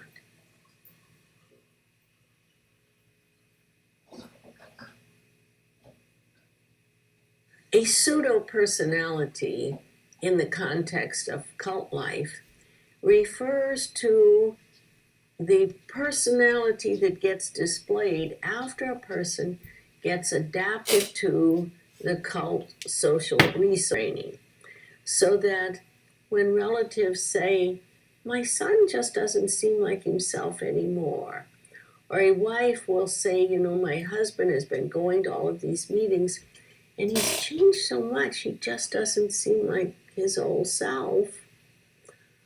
What they're describing is the elicited behavior that the cult is getting into place. Right. So these changes happen slowly when you first come in, right? So they start changing you slowly. You start feeling like you gotta be, talk like the group. You gotta understand the group. You gotta be inside so you could get their inside jokes, because they're gonna have inside jokes. They're gonna have, inside stuff that you want to be a part of. You're gonna hear them talk a certain way. You're not gonna understand a lot when you first come in. And then as you start coming around more, you start getting familiar with the lingo. And this changes your entire personality. And your family members and friends and coworkers start to notice these things.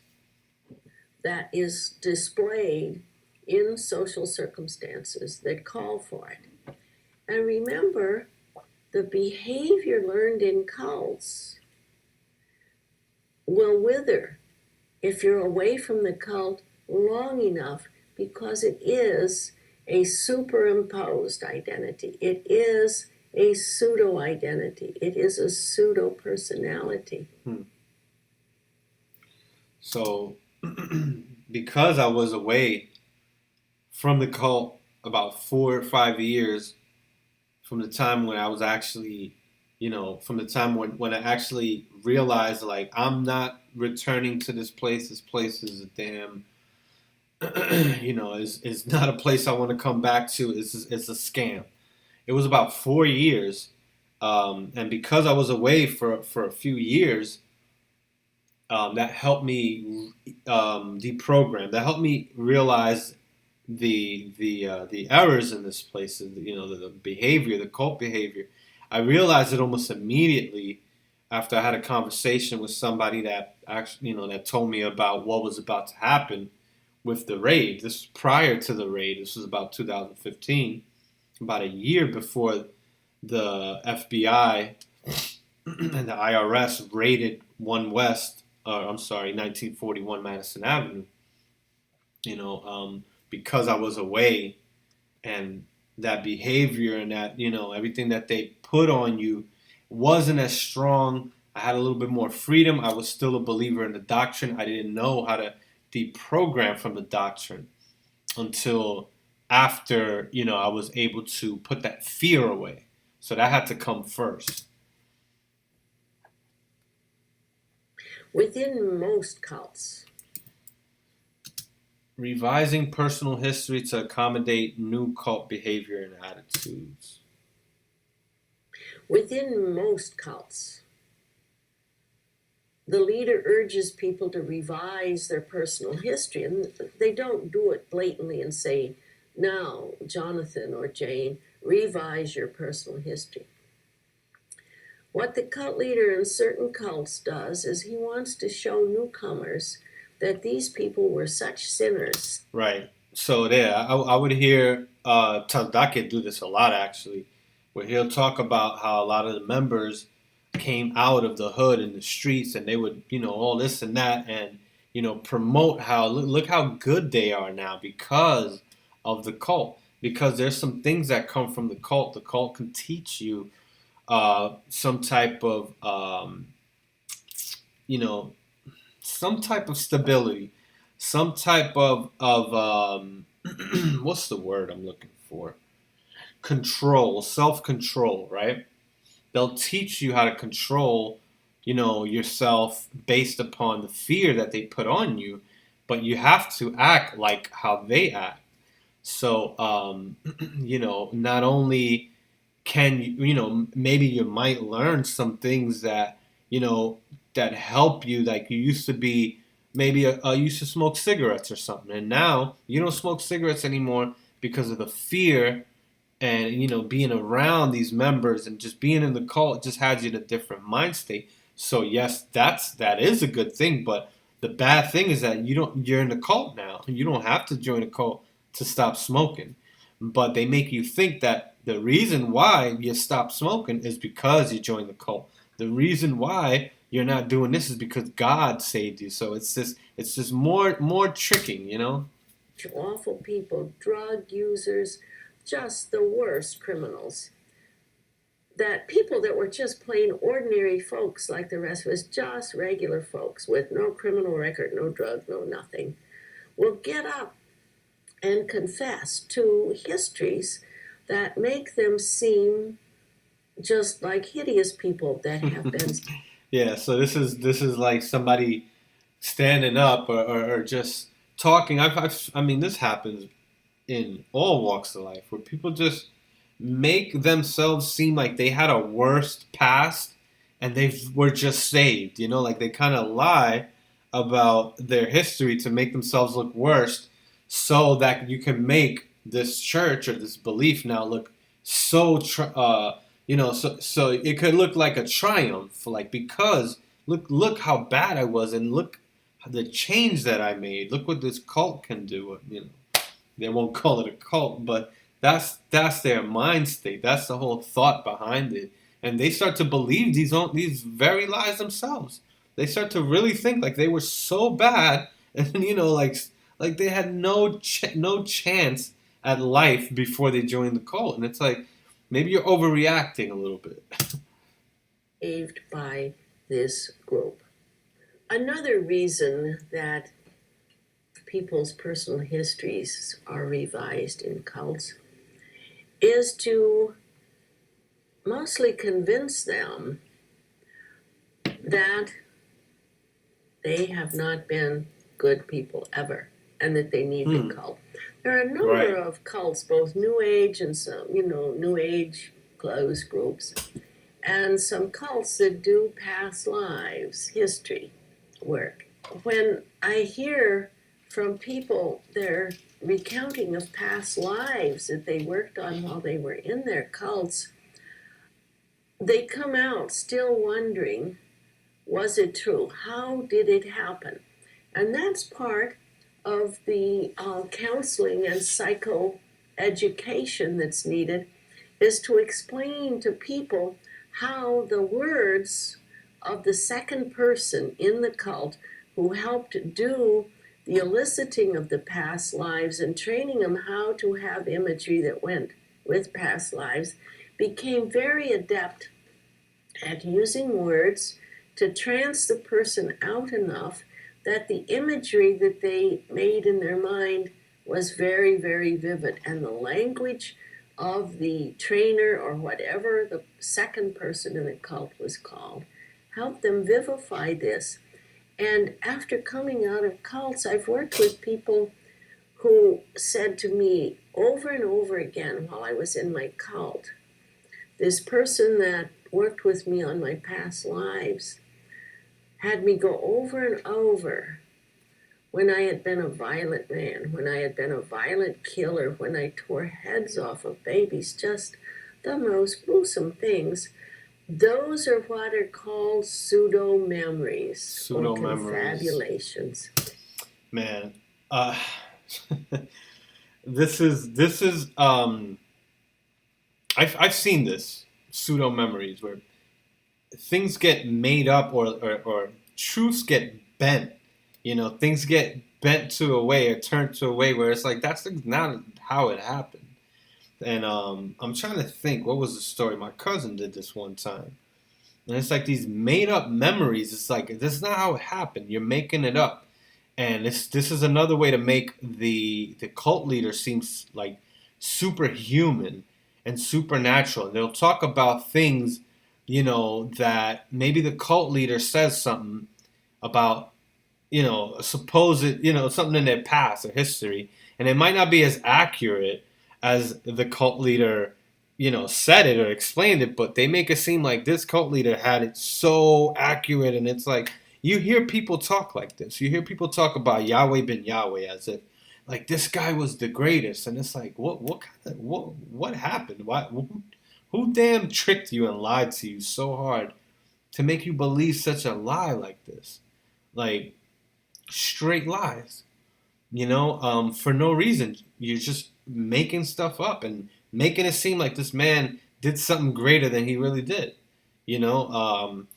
Or he told me this in council, and he guessed, and he, how could he know what I did? And it's like maybe you're interpreting it in a way where it makes sense or it kind of links up when it's like that's not how it even happened. So people lie or people make up memories and they think these are real memories. This is psychological. You see how this can get. This is not just some, we just were fooled and we were just lying. No, this is attack. This was a damn psychological warfare that was put on myself and a lot of these members of the ICGJC. In which the event never happened, but the word power of the second person was organized in such a way as to get the person to create a false memory. And in cults, they come to think that, gee, that was their past life, and that they were these people that they have to name and deal with. And it has a really profound and relatively long-lasting impact on people. Wow.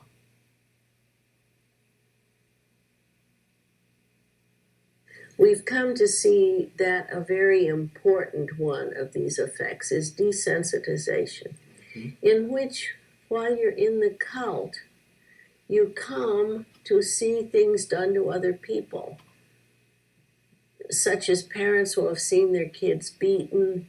They will have been instructed to lie and do things in which they have carried out conduct that was so against their conscience, but pretty soon they were totally desensitized to it. The street recruiters who raise money under false pretenses, for example, telling people on the street they're raising money for a drug rehab center, and they know the cult doesn't have a drug rehab center. That's another thing that the ICGJC would do. They'll make it seem as if they're doing things for the community, and they have all these programs set up to help members in the church. They have these a so-called business program, a loan program, where if you want to start a business, they'll give you a loan. It's just all these lies, like as if they're doing things when you know that they're not. And people would straight up lie.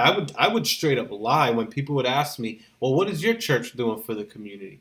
Well, I would say, yeah, well, we helping people out. We do this, and we have a homeless shelter, and we feed people, and like we don't do any of that stuff. Everything is for the members. We don't help people outside of the church. But we would just make these things up to make our church look better than what it is.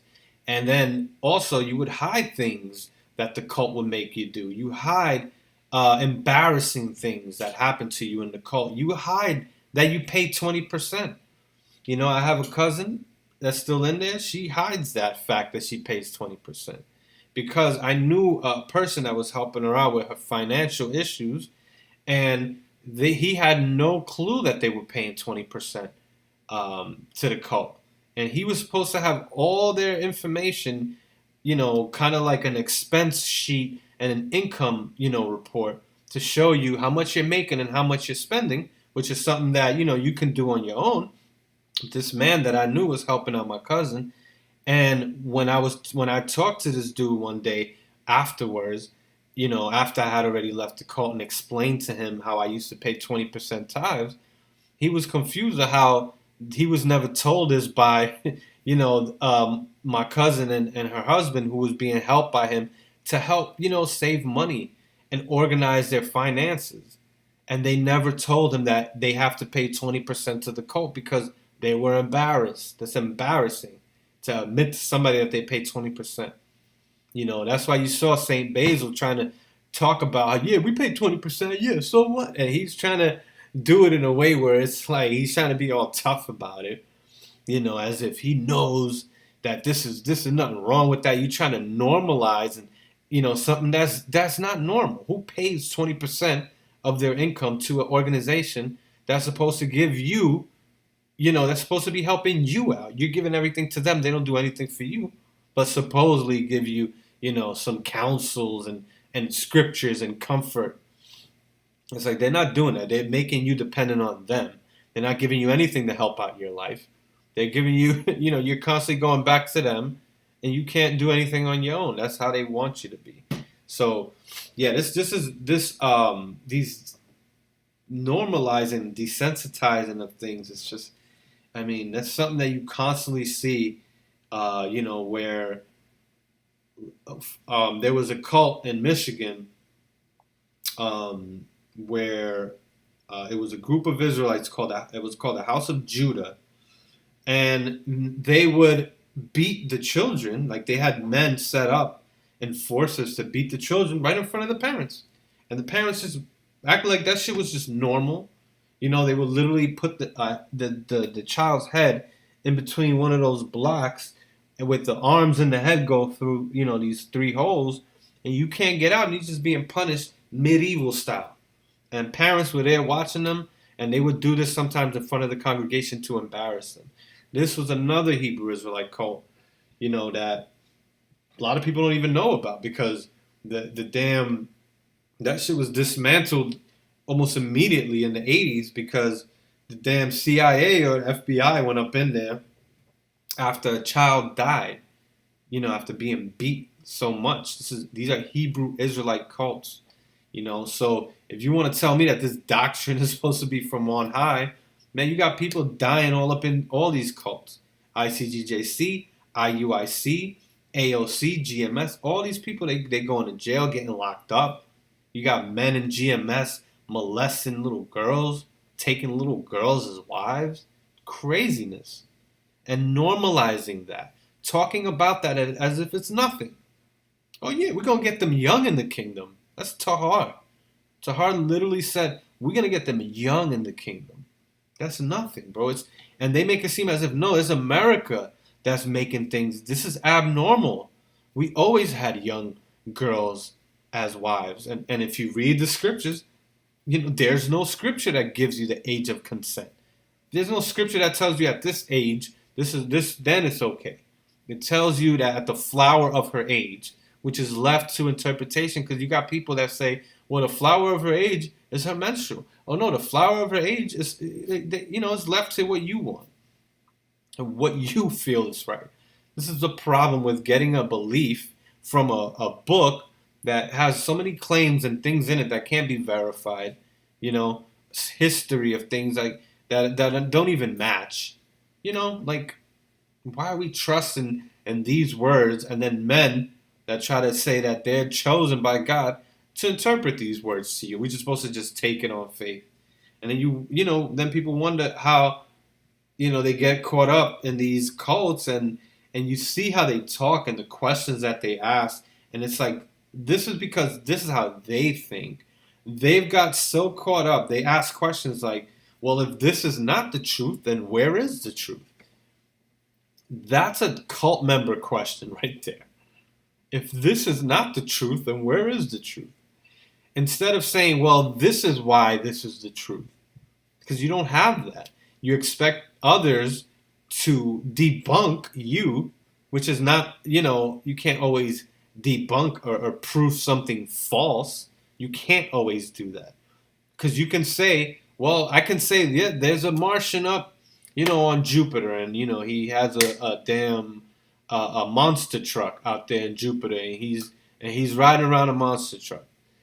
And then if I tell you, well, can you prove that there isn't a Martian in Mars or Jupiter driving around on a monster truck? Well, prove that there isn't one. Or you can't prove it? Well, then I win, and there is one. That's not how it works, and this is how all Israelites think. When I had the discussion with Sakari Hebrew Israelites, they didn't go into any of the doctrine to prove what they're saying is true. all they did was try to put me on the defense and answer questions, and then if this is not true, then what is true? It's like, well, what if we don't know what the truth is, and you're just saying that what you believe is the truth? We just gotta believe it because there's no other explanation, type shit. Like, what is that? It's that argument from ignorance. That type of question. It's an argument from ignorance, and because you don't know, you're just going with the first available answer. Well, who else has the truth? If this is not the truth, anybody that starts a question off like that, if this is not this, then why? That's a ill-formed question. You don't know how to even,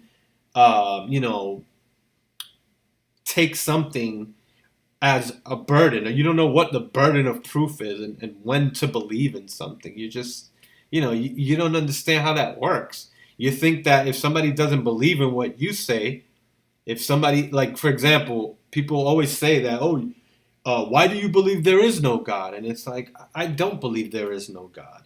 Just because I don't believe your claim that there is a God doesn't mean that I believe the opposite. That's just not a logical way of thinking. I just don't believe your claim of a God. I don't believe any of that crap. So that doesn't mean that I know that there is no God, because that's a negative claim. That there is no God, that God does not exist. That's a negative claim. You can't prove negative claims sometimes. Many times you cannot prove a negative claim. Prove that something is not. How can you prove something is not? It's the opposite that you have to do. You have to prove that something is. If there's no evidence that something is, then the most logical conclusion is that it is not. That's how it works. At the moment, you can say, well, at least for right now, we know that this is not true, or that this is not a thing, because there's no evidence at the moment. Until that evidence comes out, then you can say, well, this is what we have. And this is now more likely the true conclusion. That's just how it works, man. A lot of people don't know how to think. They don't know about critical thinking. So they put themselves in these situations mentally where they don't even know that you don't have to agree with them just because you don't have an answer for where the Israelites are. That's what they do. So where are the Israelites then? If we are not the Israelites, then who are the Israelites? It's like, what you mean, prove that you are the Israelites? And then we'll talk about what's your evidence. Then we can have a conversation. It's this trickery that they do. Same thing with Great Millstone. When I seen them downtown and I asked them, about their chart, they wanted me to prove how it's not wrong. How it's not right. And I'm sitting there like, well, why don't you just tell me why you think it's true, and then we can talk about your so-called evidence? Other than that, it's like, what can I tell you about why I don't believe it? I can give you reasons for why I don't believe it, and then you could just say, well, that doesn't mean that they're not the Israelites. But it also doesn't mean that they are the Israelites, Just craziness. With the 12 tribes chart and just all these beliefs that are not, you can't verify them. People just expect you to just believe them. And if you can't prove it wrong or debunk it, it has to be true. That way of thinking is crazy. This is what got me stuck in the cult for years. And then when I finally was able to understand what burden of proof means, then I realized I have no reason to believe in these things. And that's where it ended.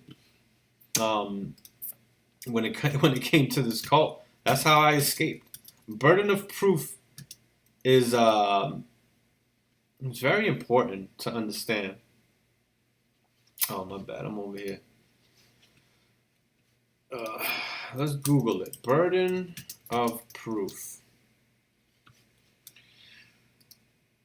The obligation to prove one's assertion. It's that simple. You assert that the tribe of Judah today are African Americans. I'm going to ask you to prove that. Now, when you want to reverse that now,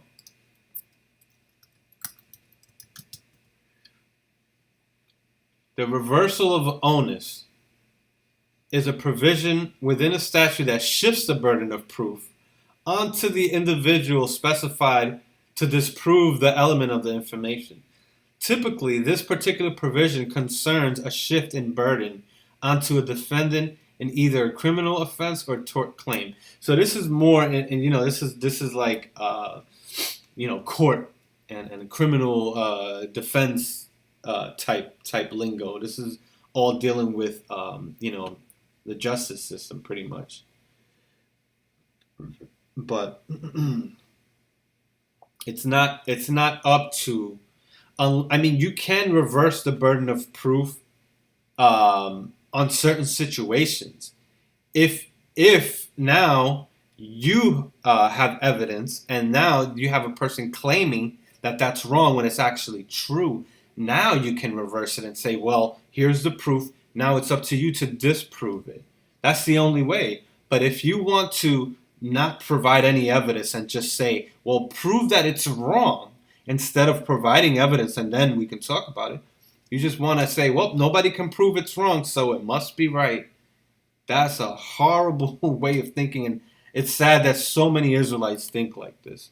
But this is pretty much what got me to where I am now, how I deprogram. I said, you know what, I'm going to leave it up to them to prove what they claim. And I'm gonna research all these things. I went to 2nd Ezra chapter 10. That was probably one of the first things I did after I realized that the ICGJC was a damn sham and Tazadakia was a charlatan. I said, okay, well, what about this doctrine now? So I went to I actually saw this documentary called Who Wrote the Bible? And it was a BBC documentary. This is it right here. So I'll never forget this documentary right here. We live in a dangerous world today, and at the heart of it all is religion. You know, this cat, pretty much from England. This was a documentary that was aired on BBC, and it went into factual history about the Bible and who wrote the Bible, the history behind the books, and how they uncovered a lot of these books, and how they know that there's a lot of confusion behind who wrote some of these books, how true are the claims and the events in the book, how accurate are they according to history. And if you watch this hour and 45-minute documentary, you'll see that there's a lot of issues with how the Bible came about, how it came together, the different books, how there's words and scriptures and just things added and then missing that you find in older texts. You know, that's the Bible for you, because it's a book. It's a book of many books that were written over time. And these stories get told and retold and rewritten, and it's like things get reworded differently. Things get added. How can we rely on these things? If you just want to say that all you need is faith, then you're thinking like a cult member, because that's all cult members need. It's just faith in their leader, and they don't need a good reason. Just their leader telling them the reasons for things is good enough. That's it. They're going to go and latch onto that, and they don't need to think about anything, because thinking about these things is going to cause them to probably leave and reconsider, what they've gotten themselves into. But who wrote the Bible? Great documentary that helped me deprogram not only from the cult, but from this way of thinking that just this people automatically believe in these spiritual or these holy books, these scriptures that are supposed to be, anointed, from the Quran to the Bible. I mean, all of these books. I was literally really searching for, how do I know this is true? How can I prove and not get into a situation again where I tricked myself, pretty much? I forced myself. I allowed myself to be lied to, So yeah, this is one of the things that helped me deprogram. And then we went over this a few times, but I mean, I'm going to go over it again because KJV Apocrypha. Yeah, because this is what made me really see that this Black Hebrew Israelite doctrine is bogus as hell. Let's go over this. Let's go over. Let me see if I can bring it down that way. Okay. Let me see. Okay. Maybe I could shrink this a little bit more. Okay. Where are we at? Okay, so let's just read this in the Apocrypha, because this definitely helped me see some of the lies within the ICTJC pretty much. Here it is, 2nd Ezra 13. And chapter verse 41. And then we're also going to look up Ar-Sareth. Right, so this is the Jewish encyclopedia, Ar-Sareth, but there's actually a map where you can see that Ar-Sareth was close to where they were over here in Mesopotamia. Or in Assyria. Let me see if I can pull up. I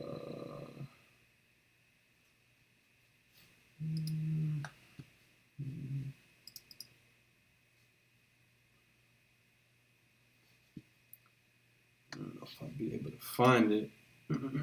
But, you got the lies over here that it's America. This is made by Hebrew Israelites, obviously. But I want to get the map out so we can go over the scriptures and look at the map at the same time. Let me see if this is it right here.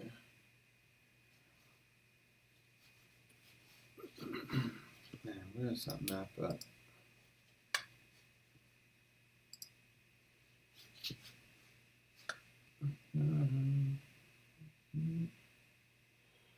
Because it was Ar-Sareth was by the Black Sea. So you see there's people that are definitely against this. Some people say Ar-Sareth is in Africa. Here it is. This is what makes the most sense right here. If you look at the flight of the 10 tribes and how it describes, the way that they moved pretty much. This is you see right here, this is, let me see, great people, the Black and Caspian Sea. Yeah, so this is another pretty much breakdown, I guess, of who the Israelites are today. But this is more historic because it actually does mention some, Israelites or some descendants of Israelites, like Scythians, that people always thought these have to be descendants of Israelites. Sumerians is another one, like you see right here. But yeah, this is pretty much it right here, where you see Ar-Sareth up a little bit north of the Black Sea and west of the Black Sea. So if I said that they were south of the Black Sea, some of them were, but it looks like the majority of them were actually on the west or the north. And it makes sense because a lot of them actually ended up going all the way. Here's the Black Sea. They actually ended up going all the way over here. You see where it says Scythians? This is where Scythians came from. They ended up going towards Germany, towards modern day Germany and Poland. This is what this all is here. You got Britain right here. Germanic tribes. They ended up coming over here, pretty much. Now, some of them went down, very few of them. I mean, so much time have passed by that, they've definitely scattered all over the damn place. But here's just an old map that's showing you different tribes all over the place, and you can look these up. Scythians, Sumerians, their lineage goes back to the Hebrew Israelites, according to historians. But let's read the actual scriptures so we can just go through this and shut this down, because this is one of the things that actually helped me, realize that there's issues here with these doctrines. They're not breaking this stuff down correctly. So here we go. I'm going to take out another map also, because we need to see the Syrian captivity, right? So another thing that we need to look at, because here we go. I'm glad these things came up. Israelites love to pull up these images, which is supposed to be the Israelites, but when you look at them, and they say, "Oh yeah, you see how their hair looked? And, they had dreads and braids." Let it go. But y'all can see them here.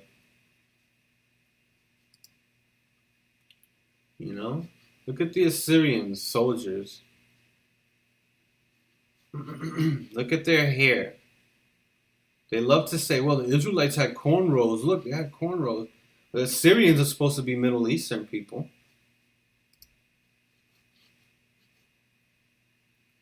Look. Look at the Assyrians. Syrians looked exactly the same. The problem here is that you're looking at depictions. You're looking at depictions of these people. And then you're making an assumption that these people are African Americans. But if you look closely, you can see that these people's hair was straight and was coming down. But like I said, this is just a depiction. This can't tell you that you're a descendant of an Israelite. You just looking at a depiction and saying, oh, you see, they're people of color. Yes, we know that Israelites are people of color. This is not a secret. Nobody's trying to hide that. So you look at the Israelites here, and look at the Syrians. These are both Semitic people. This is a very famous image of the Assyrian king with prisoners here, Hebrew prisoners. You see? And they slew the sons, this is supposed to be a scripture here. And they slew the sons of Zedekiah before his eyes and put out the eyes of Zedekiah and bound him with fetters of brass and carried him to Babylon. Look. How are these West Africans? You can see the fringes. You can see that Israelites were not the only ones that wore fringes, and neither were Native Americans. That's another thing that Hebrew Israelites love to bring up. And Native Americans wore fringes, so they have to be the Israelites. Wearing fringes doesn't determine your ethnicity. So, just to give you a few images there, but I wanted to pull up that map of Assyria. See if we can find that. So we could just look at what the Hebrew Israelites try to say that the captivity, how the captivity supposedly happened.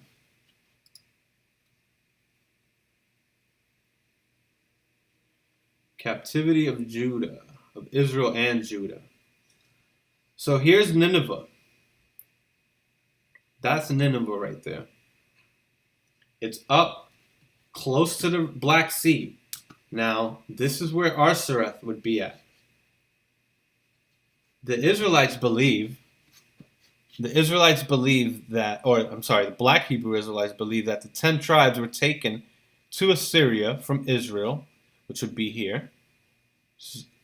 Pretty, This was a trip that they said they carried over the waters. Now, there are waters here that they have to carry them over. It's called the Euphrates River. And then this is the Tigris River coming down all here. So the Tigris and the Euphrates go into Babylon. And then it comes all the way through into the Persian Gulf. And then you have the Indian Ocean. So Israelites, Black Hebrew Israelites, claim that the 10 tribes were led away this way. When we read the scriptures, though, I'm going to read 2nd Esdras. It says, the multitude oops, sorry. Here we go. So it says, I'm going to start here. And they entered into the Euphrates by the narrow places of the river. They entered into the Euphrates by the narrow passages of the river. Better map there. So you can see that the Euphrates is here. What they're trying to say, the Black Hebrew Israelites, is that the Israelites fought off the Assyrians, took their ships, and sailed down the rivers all the way through into the Persian Gulf, into the Indian Ocean. What does the scripture say? But they took this counsel among themselves that they would leave the multitude of the heathen and go forth into a further country where never mankind dwelt, that they might there keep the statutes which they never kept in their own land. And they entered into Euphrates by the narrow passages of the river. Right? So that's where we left off, and this is the map here. Let me X some of this out so I can get that map right there. Boom. All right, perfect. So this is the map right here.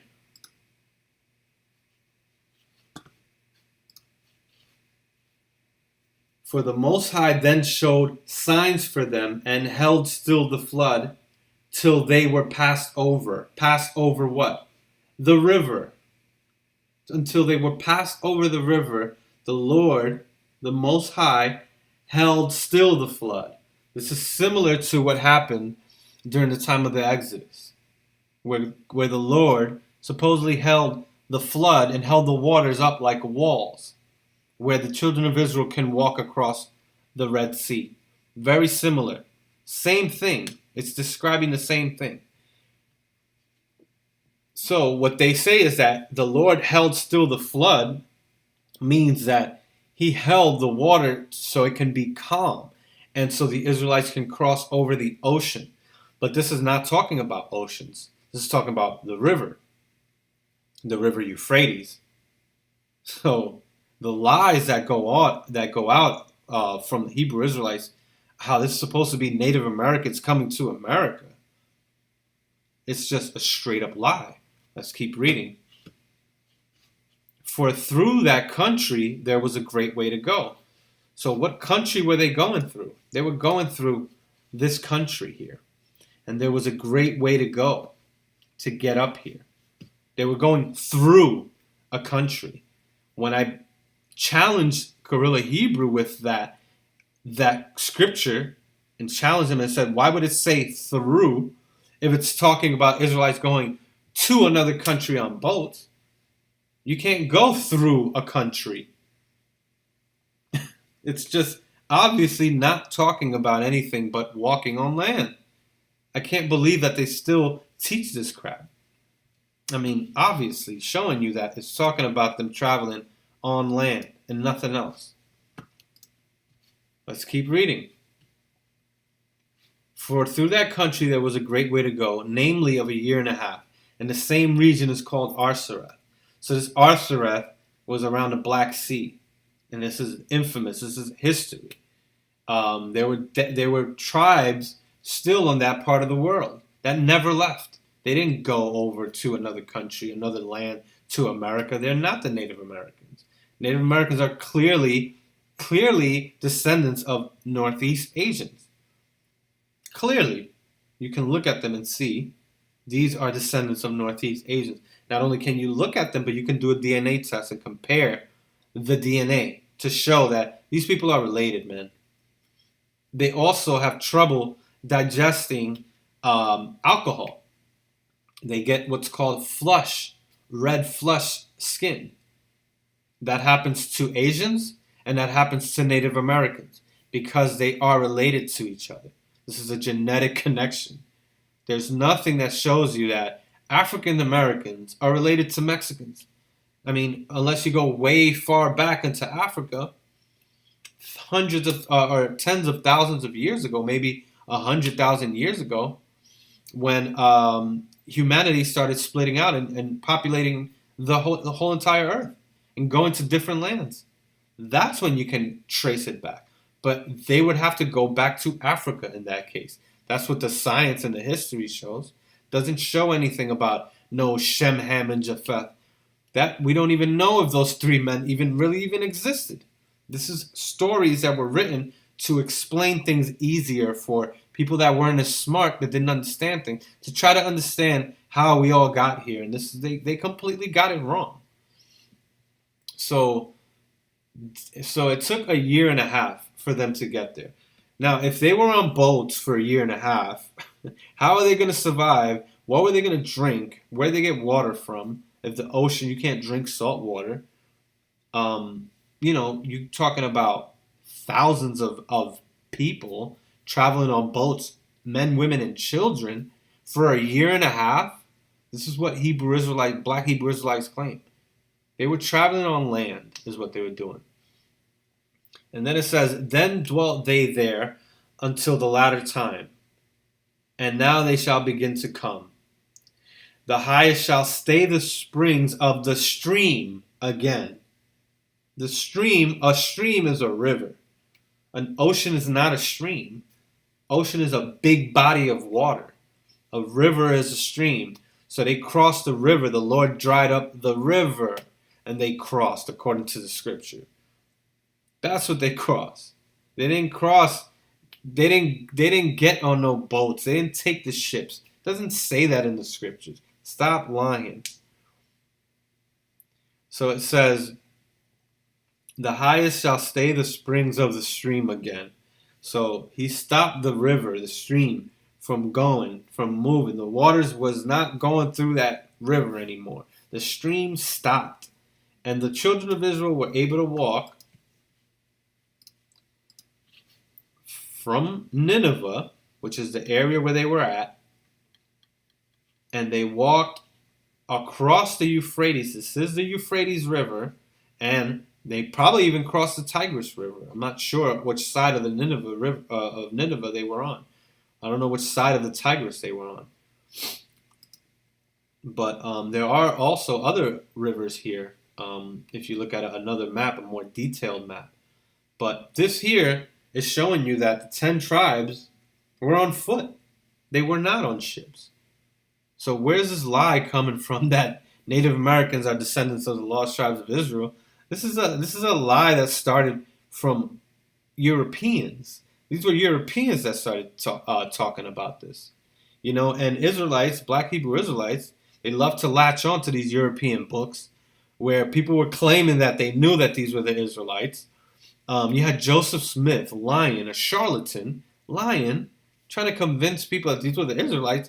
But what they were saying was that they were cursed. That's why they're dark. They weren't saying that the Israelites were black. Nobody was admitting that. They were saying that they were either mixed with somebody else, and that's how they ended up like that, or they were cursed by God, and God turned them black. That's literally what the Book of Mormon says. That the Native Americans were cursed, and that's why they're dark. So they're saying dark skin is a curse. And then we want to latch on to these beliefs and say, yeah, exactly, Joseph Smith was right. We are, Native Americans are the Israelites. How do you know that, man? How would Joseph Smith have known that if he didn't have any way of doing any DNA tests? He wasn't a historian. He didn't know anything about the migration. It wasn't even known where they actually came from. That wasn't known at that time like that. They knew that they looked like Asians, but they didn't know exactly how Native Americans got there. And now it's known that they came from Northeast Asia, mainly because there is a mix, and there were others that probably got there other ways, but it wasn't a lot of them. The majority of them came from Northeast Asia. Over 85%, like over 90% of the Native Americans that were here all came from the same families. So they all had to have that ancestry that went through the Bering Strait, from Northeast Asia into Alaska, down Canada, and they populated the rest of America that way. And this has nothing to do with Assyria. This was way before. That's another thing, is that when in 700 BC, when supposedly the Native Americans came over, according to Black Hebrew Israelites, from Assyria on boats after taking a year and a half of voyage, there were already Native Americans in the land of what was now called America. There were already Native Americans there. They were already in that land in 700 BC. That's actual evidence. That's historical, documented evidence that you can go into the Amazon and you can dig and you see that there's kingdoms and empires that were completely covered by the jungle, completely covered it up. Those societies have lived and been there way before 700 BC. They timed that. They were able to get the age of the irrigation systems that they found.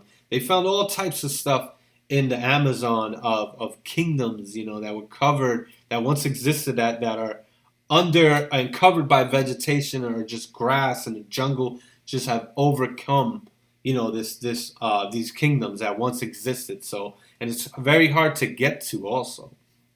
But there is no evidence of any Hebrew being spoken. That's a lie. There's no pre-Columbian existence of Jews in anywhere, in this Western world. There's none of that. What you can find are fake archaeological findings that have been debunked, that have a lot of speculation and just this. I mean, there hasn't been proven that the Native Americans spoke Hebrew. That's ridiculous for people that claim that. And then for people that want to claim that there were Africans or blacks here in America prior to slavery, that's another lie that people love to push out here. From the conscious community to Black Hebrew Israelite to Black Moors, they love saying that there were black people already here in America before the Native Americans were here or whatever, or that the Native Americans were black. What you find when you look up the Black Indians are Indians, Native Americans, that have mixed with African slaves, with runaway slaves. You can look this up.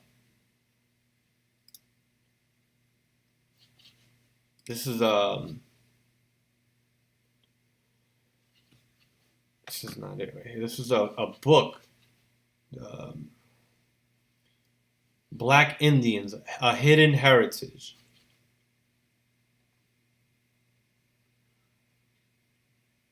So, when you read these scriptures here, when you read this book, it goes into the history of, this is after slavery. So, any history, if you can find any images or any historic evidence prior to 1619 of blacks or Africans being in America, you can become a million. You'll win a Nobel Peace Prize or something. You'll be rich because you'll completely turn what we know, all history that people know, on its head. There's nothing that says that. So the only Indians that people like to bring up photos of black Indians, those Indians had already mixed with slaves that came over here after 1619. What you need to do is find evidence of slaves, of Africans or blacks here in this side of the world prior to 1619. That's never been done.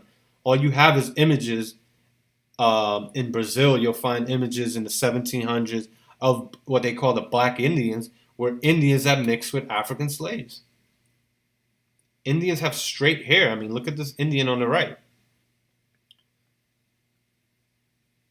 This is straight hair, thin, long nose. This guy doesn't have that. He has broad nose. Doesn't have the same type of hair. These are two different type of people with two different lineages, you know?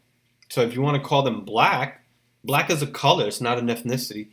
Anybody could be a person of color. I mean, I've seen Asians, very dark Asians. So that doesn't mean that they're descendants of the Israelites just because there's a scripture that says, I am black and comely. It's crazy to assume that with no evidence just because you want to call yourself black. This is something that you want. Hebrew Israelites are just completely, I mean, then there's another book that they like to use, The Hope of Israel. We'll go through all of these books. I forget who wrote that. It was by Israel Manasseh. There you go. Something Manasseh. There you go. Manasseh. Hope of Israel. Here we go. This is another book that they like to that Hebrew Israelites like to bring out right here. It is a pricey book. I mean, it's not that expensive, but it has some history in it. But the history that they show here, the one thing that you can see on YouTube, Nathaniel from IUIC with his 3-hour 12 tribes breakdown of just pure garbage, no proof, no evidence of nothing, just pulling out historic things that correlate in some type of way.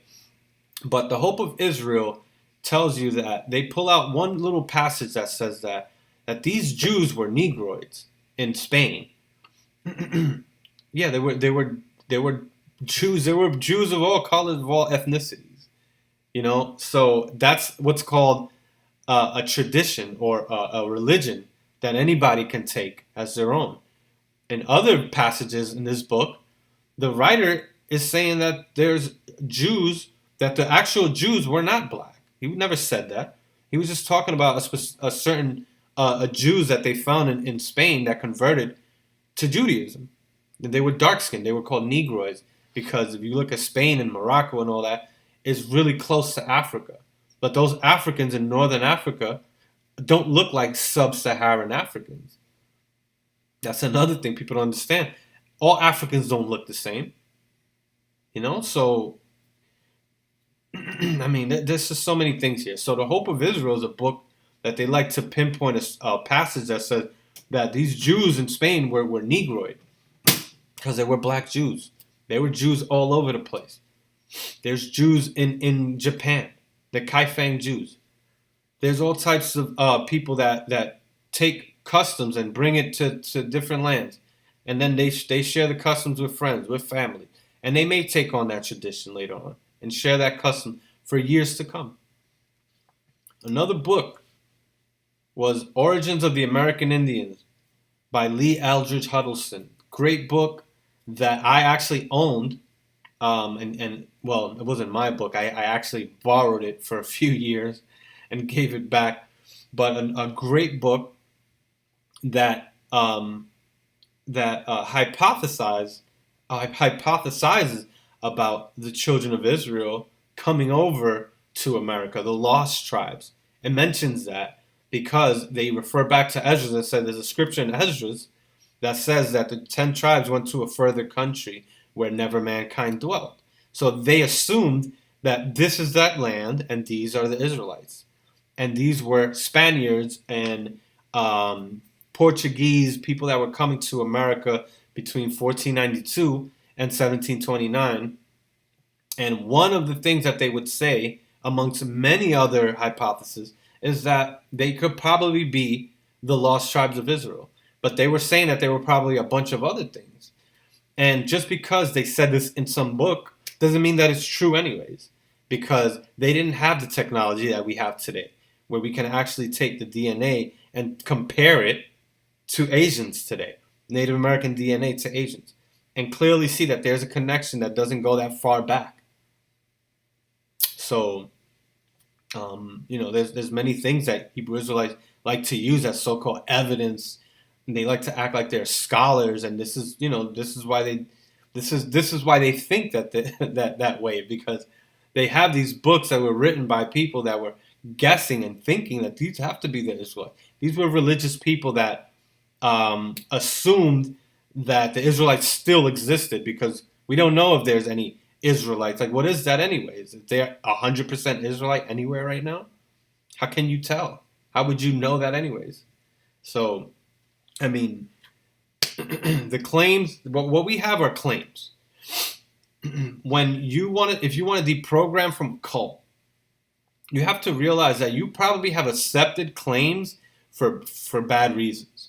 You have faith for bad reasons. You can have faith for good reason or for bad reasons. So faith alone means nothing. It depends. It always goes back to logic and reasoning. Always.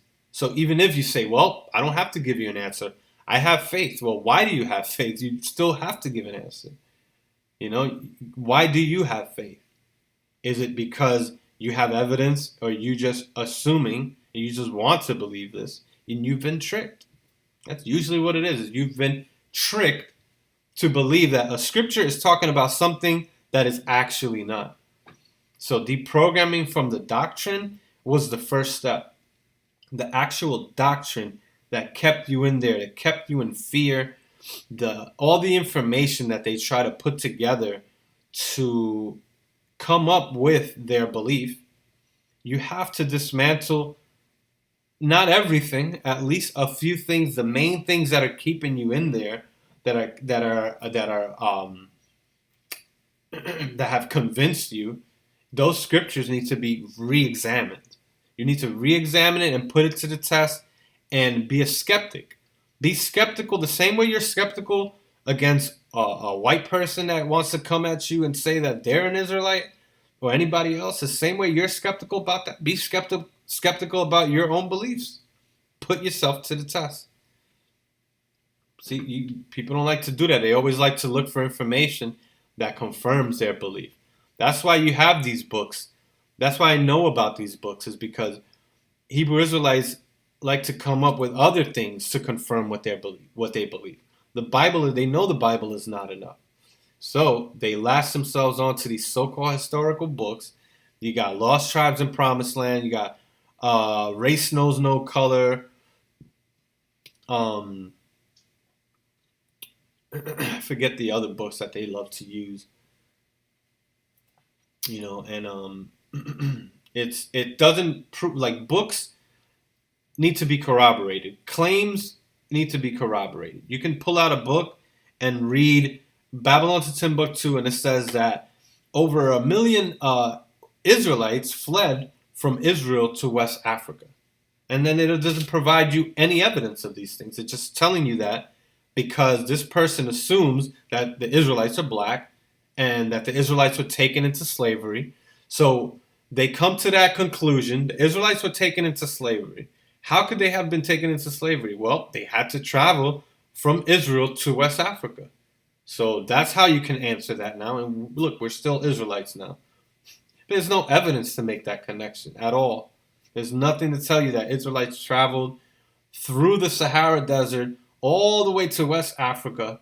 Like, that's insanity, man. All the tribes, like, by the thousands, with children migrating, like, and then there's no history of it. I mean, you can migrate. That people have done that, but there's no evidence of the trail. There's no trail left behind from Israel to West Africa. Nothing at all. Bones of Israelites left behind that died on the way.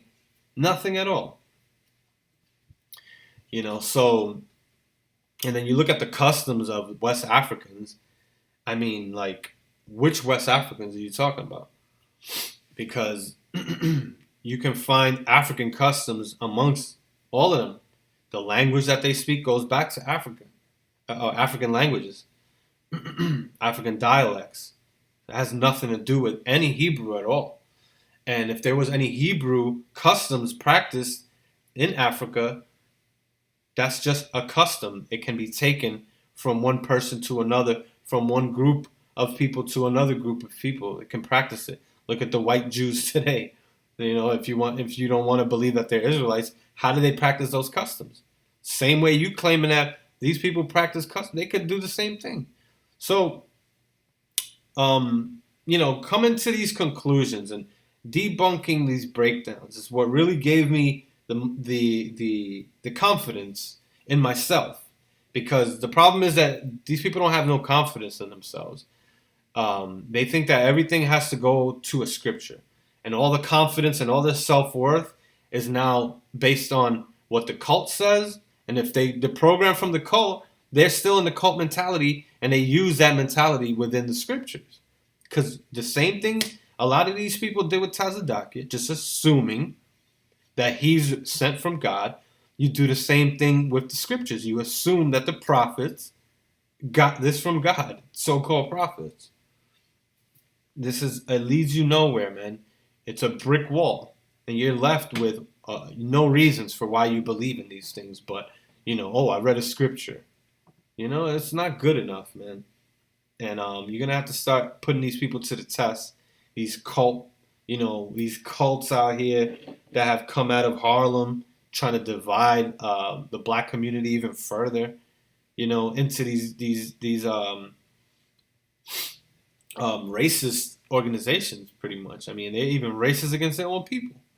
You got to hear the way these Israelites talk about black women and black men out here in the world that want to be successful and want to get an education and do something with their life. They look down on them because they're not doing what they're doing. They're not damn, dressing up like a damn clown, a superhero or something. And you thinking that you're gonna take some kingdom, like you're gonna damn start some type of revolution, and it's just a bunch of dreams that you're being sold. This is what cults do. They sell you a dream, and they tell you that you're sick, and then they want to give you the cure for your sickness. So you have to know how to recognize when you're being played, when they're trying to make you delusional, pretty much, and just dependent on them. You don't have to listen to what they say and just only follow what one group says or one man says. You can go out there and explore and see, the different options that you have out here. So that way you get a better rounded education. You get a good rounded information, aspect of history, instead of just a tunnel vision of just, these are the Israelites, and everything is surrounded by the Israelites, and the Moors were the Israelites, and the Scythians were the Israelites, and everybody was the Israelites, according to the Black Hebrew Israelites. So that's another way that they can elude the 12 tribes chart, is just by saying, well, there's Israelites that look like everybody. But it's like, why you have a 12 tribes chart then? And why haven't you proven these things? So, cults do this, man. They they make you feel a certain way. They create fear. They create uncertainty with what you already know, things that you already that are common, that are normal, and they make you feel like, no, this is not normal actually, and we're the normal ones, and join up with us so you can see that eventually you're going to be joined in with God, and He's going to reward you. And it's this whole, chasing the carrot. And you never get anything in these cults because they're designed to, suck you dry, take everything from you, and then, give everything pretty much. Your energy, your money, your thoughts, your time, all of that is just surrounded around this cult. How can you better this cult? What are you going to do for this cult? And you don't do anything for yourself. And before you realize it, when you turn around and start looking back, you haven't done anything for yourself, and you've built up other men's, scams and so-called businesses and all this crap. And you've been a servant to men, because these cults use the members as servants to do their bidding and whatever they want.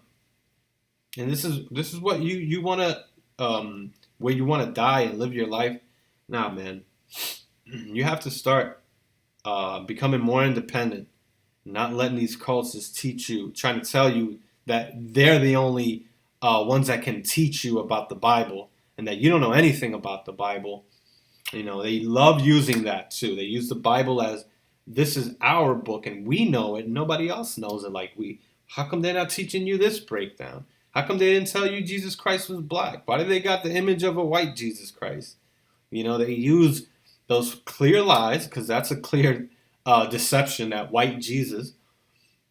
They use that to say, you see, they're trying to lie. Jesus was black. It's like, oh God, can you prove that? Or we just got to believe what you say? Because now you're doing the same thing that these Catholic Europeans did with the whitewashing. They're doing the same thing with blackwashing now.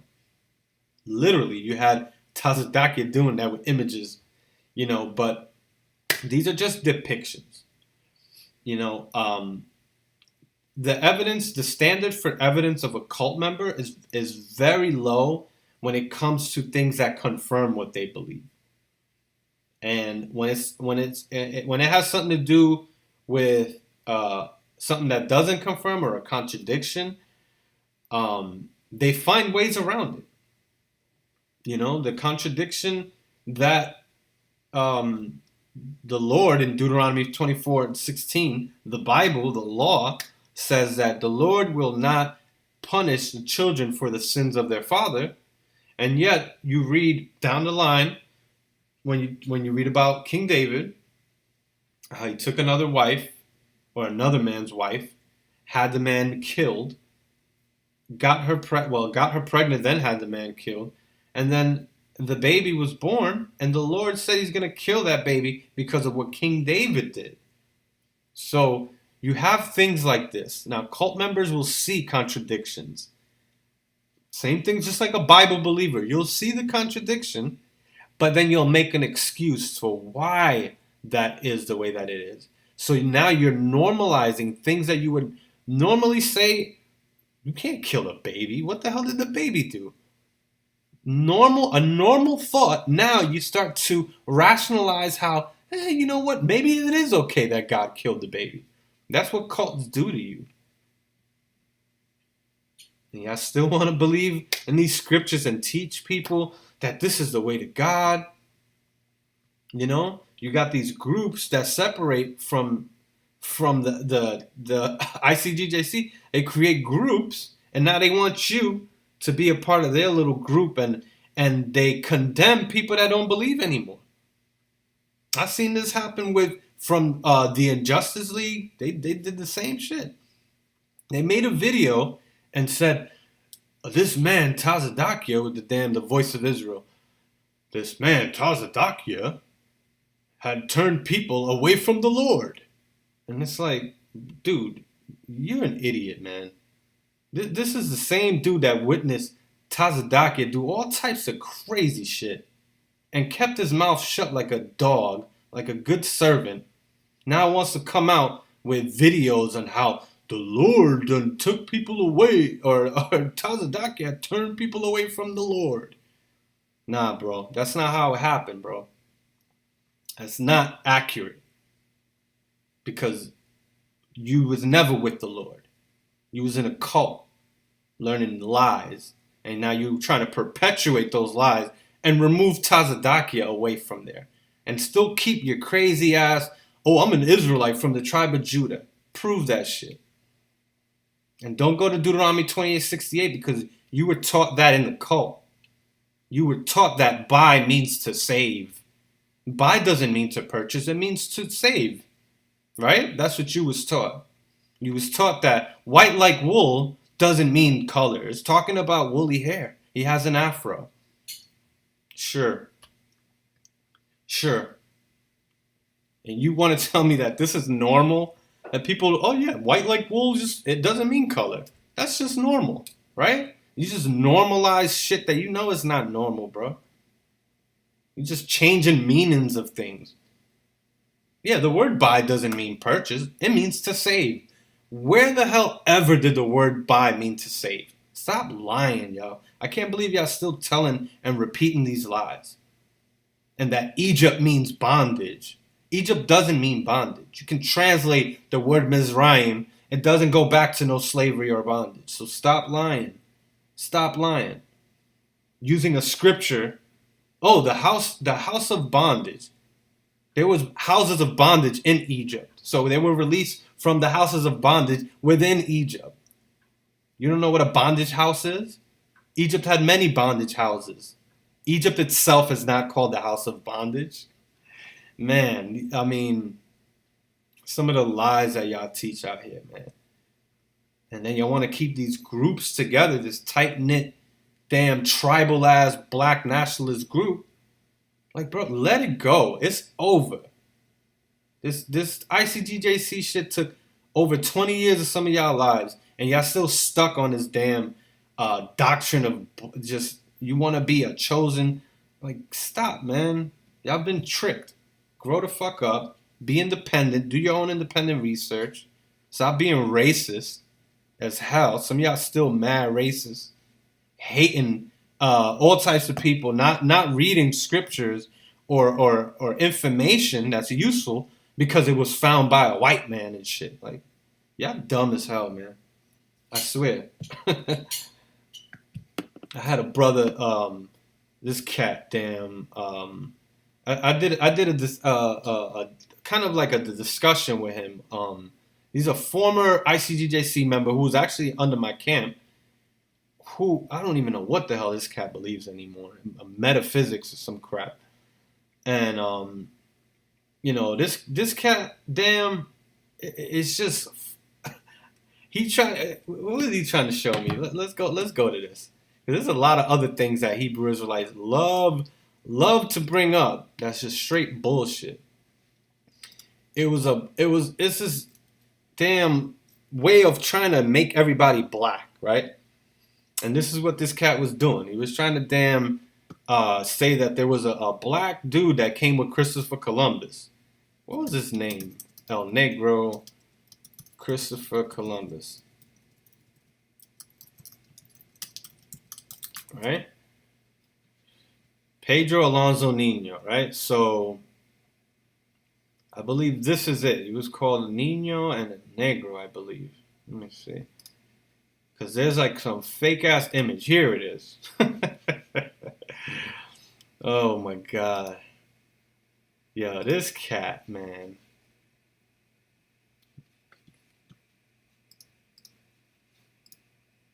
Let me see if I could get to that. Yeah, there you go. Okay. Look at this bullshit here. See, this is how cults trick people. They just straight up lie. I mean, the story of Pedro Alonso Nino, right? 1492 through 1505. It says, a navigator and explorer of African ancestry, Pedro Alonso Nino, traveled with Christopher Columbus' first expedition to the New World in 1492. Now, you can tell this website is very just unprofessional. This is not some place where you want to be getting information from. All right, this is some black damn Hebrew Israelite type of propaganda. This is propaganda that I've seen, all over the internet. Black Hebrew Israelites do the same thing. They say King James is black. They say people are black that are not black. This is one of them right here. This image right here. This dude was trying to tell me, you see, this guy, there was black people that came with Columbus. Now, I actually did better research and looked up the actual actor that played Othello. His name was Ira Aldridge. And here he is right here. This is Ira Aldridge. And this cat was trying to tell me that this guy is Pedro Alonso Nino in 1492. They had no images like this in 1492. This is a photo. They didn't have no photos in 1492. This guy lived in the 1800s, man, and was a British actor who played Othello. He played Othello in Shakespeare's play. And this cat was trying to tell me that this cat was damn Pedro Alonso who came with Christopher Columbus.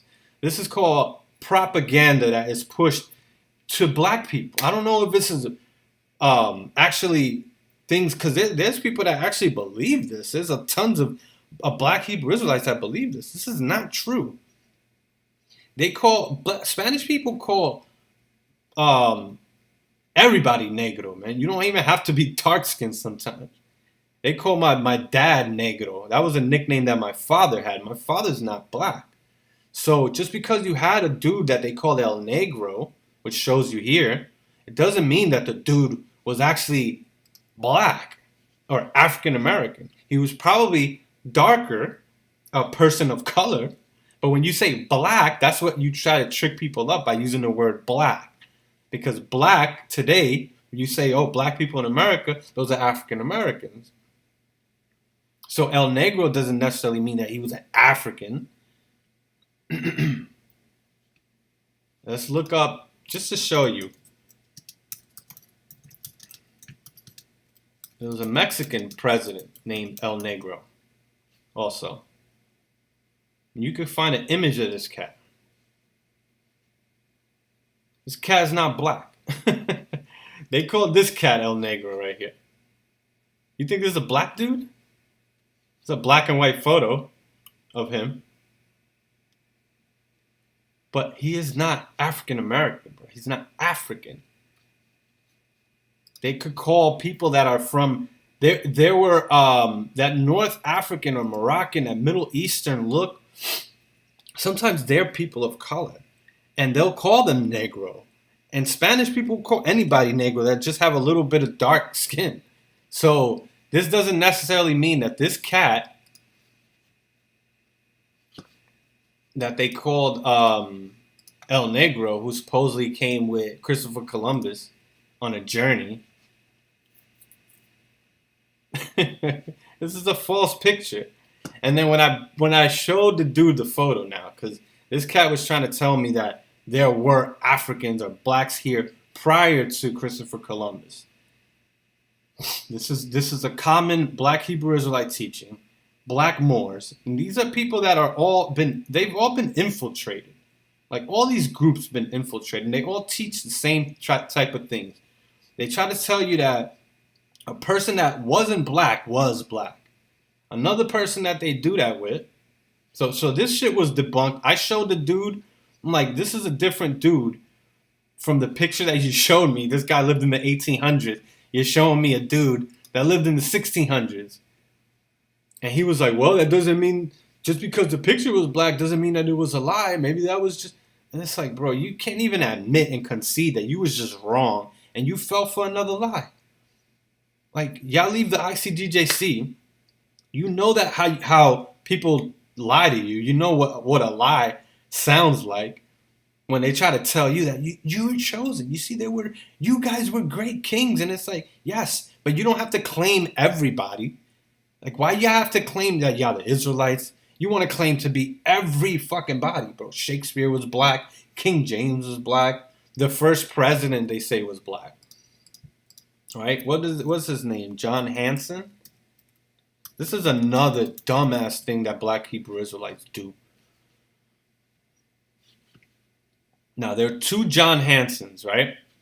There was a white John Hanson, and there was a black John Hanson. This is the white one, and this is the black one. Now, black Hebrew Israelites say that, you see, and Moors do this too. They say in November of 1781, he was elected president of the Continental Congress and became the first president to serve a one-year term under the provisions of the Articles of Confederation. So, this is straight bull. Straight lie. First of all, in 1781, there were no cameras for them to take a photo. So they didn't do their research here. Just because you have another person named John Hanson that lived somewhere else at a different time that was black, and then you have a John Hanson who was white in America, who served as a one-term or one-year president or whatever, supposedly. You know, just because they have the same name, you want to say, well, he was probably black and they're hiding history. This is insanity right here. Like, the way that you just want to take something and just as if it's just true, when there's so much evidence of a white John Hanson in 1781. Now, was there a John Hanson that was black? Yes. But he didn't live in the 1780s, in the 1700s. He lived in the 1800s. And he was in another country. He was in Liberia. You know, so this is one of another lie that black Hebrew Israelites love to push out there. Black Hebrew Israelites do it. Black Moors do it. They all fall for the same lies. They don't know how to do research to prove, you know, to disprove this shit. They just go along with it because in their mind, they already believed, oh, we've been lied to so much that everything has to be a lie. And it's like, what kind of mind state is some of y'all in? Y'all think that everybody's just trying to lie to you and everything is just a damn lie. Like, y'all have no, like, real, no real understanding of how, like, how real life works, to think that such a damn grand scheme could be pushed and pulled through and hide that there was a black president in the 1700s. Like, y'all ridiculous as hell, man. Ridiculous as hell. There were two different John Hansons. So this John Hanson died in 1860. So how could he have been the president in 1780? I mean, this guy's a vampire, and he lived 200 years. Like, it's just ridiculous. Some of the shit that y'all fall for, like some of the bullshit y'all just fall for. This is John Hanson right here. He died in 1783. This was the one that was actually in Congress, that held office in the United States Congress. The other guy was a Liberian politician. So why are Hebrew Israelites falling for such bullshit all the goddamn time? I mean, it's like one thing after the other. So y'all think everybody's black. Y'all think Jesus Christ is black. Y'all think Shakespeare's black. Y'all think everybody's black, bro. And it's like one lie after the other. And then when it gets caught, there's no concession, no conceding. It's just, oh, well, you know, it's probably still true. And it's like, you were just proven wrong. And you can't even be man enough to admit it. And you want to say that, you want to still believe that it's true. You think like a cult member. For the brother that brought that up, you know who you are. And I dealt with you already, bro. But, man, it's getting late. It's 12:30. I've been going on for a while. I don't know if y'all still in the chat. I can't even see the comments right now. Thank y'all for holding on. This is my first time, you know, doing the streaming where I'm able to share my screen. And I think it's very useful. I'm going to keep doing it like this. You know, I'm going to end it right here. You know, this has been leaving Hebrew Israelite cult. You know, I got into a lot of things about how cults work, because that's going to be the best way for you to understand how to leave a cult. If if you understand how they work, how they run. So that's pretty much it. You know, I think I'm gonna leave it at that. There's, you know, a lot more we could do, but we'll pick back up on Wednesday. I think I'm gonna go live on Wednesday. Definitely, I'll be going live on Sunday night, and I'll have a guest next week Sunday. There's gonna be a special guest who's also an Israelite. Who's also a former Hebrew Israelite, and who's also an atheist. He's a black atheist, which is very rare. And I'm going to try to have this brother on Sunday. You know, I mean, we already got it set, so y'all could join us Sunday night, 9 p.m., same channel, same time. I might go live again during the week. Something comes up. I usually like to go live sometime during the week, because it's something that is very useful to, come on here on my channel so you could just hear what I went through and use that. Maybe you could use that to help yourself or somebody that you know. But, this is pretty much it. This has been San Miguel TV signing off. I can't check your questions right now. So if y'all talking in the live, here we go. See, we got 7 people watching. Let me see if I can get on there. So if y'all talking in the live, here we go. See, we got 7 people watching. Let me see if I can get on there. So if y'all talking in the live, here we go. Yeah. But I think that's pretty much it, man. It's been a good one. The streaming thing. I gotta learn this a little better. Definitely. Cause I like it better than the other format. There you go. But yeah, that's been that was the first stream, so everything went pretty good. I'm gonna leave it at that. I'm gonna sign off. We'll be back next week. We're gonna talk a little bit more about how I became an atheist, and we're gonna talk to a brother who also became an atheist, and we're just gonna touch on how we came to these conclusions. It's gonna be fun, so y'all tune in for the next show. All right, y'all. Appreciate it. And let me close this out. Peace out.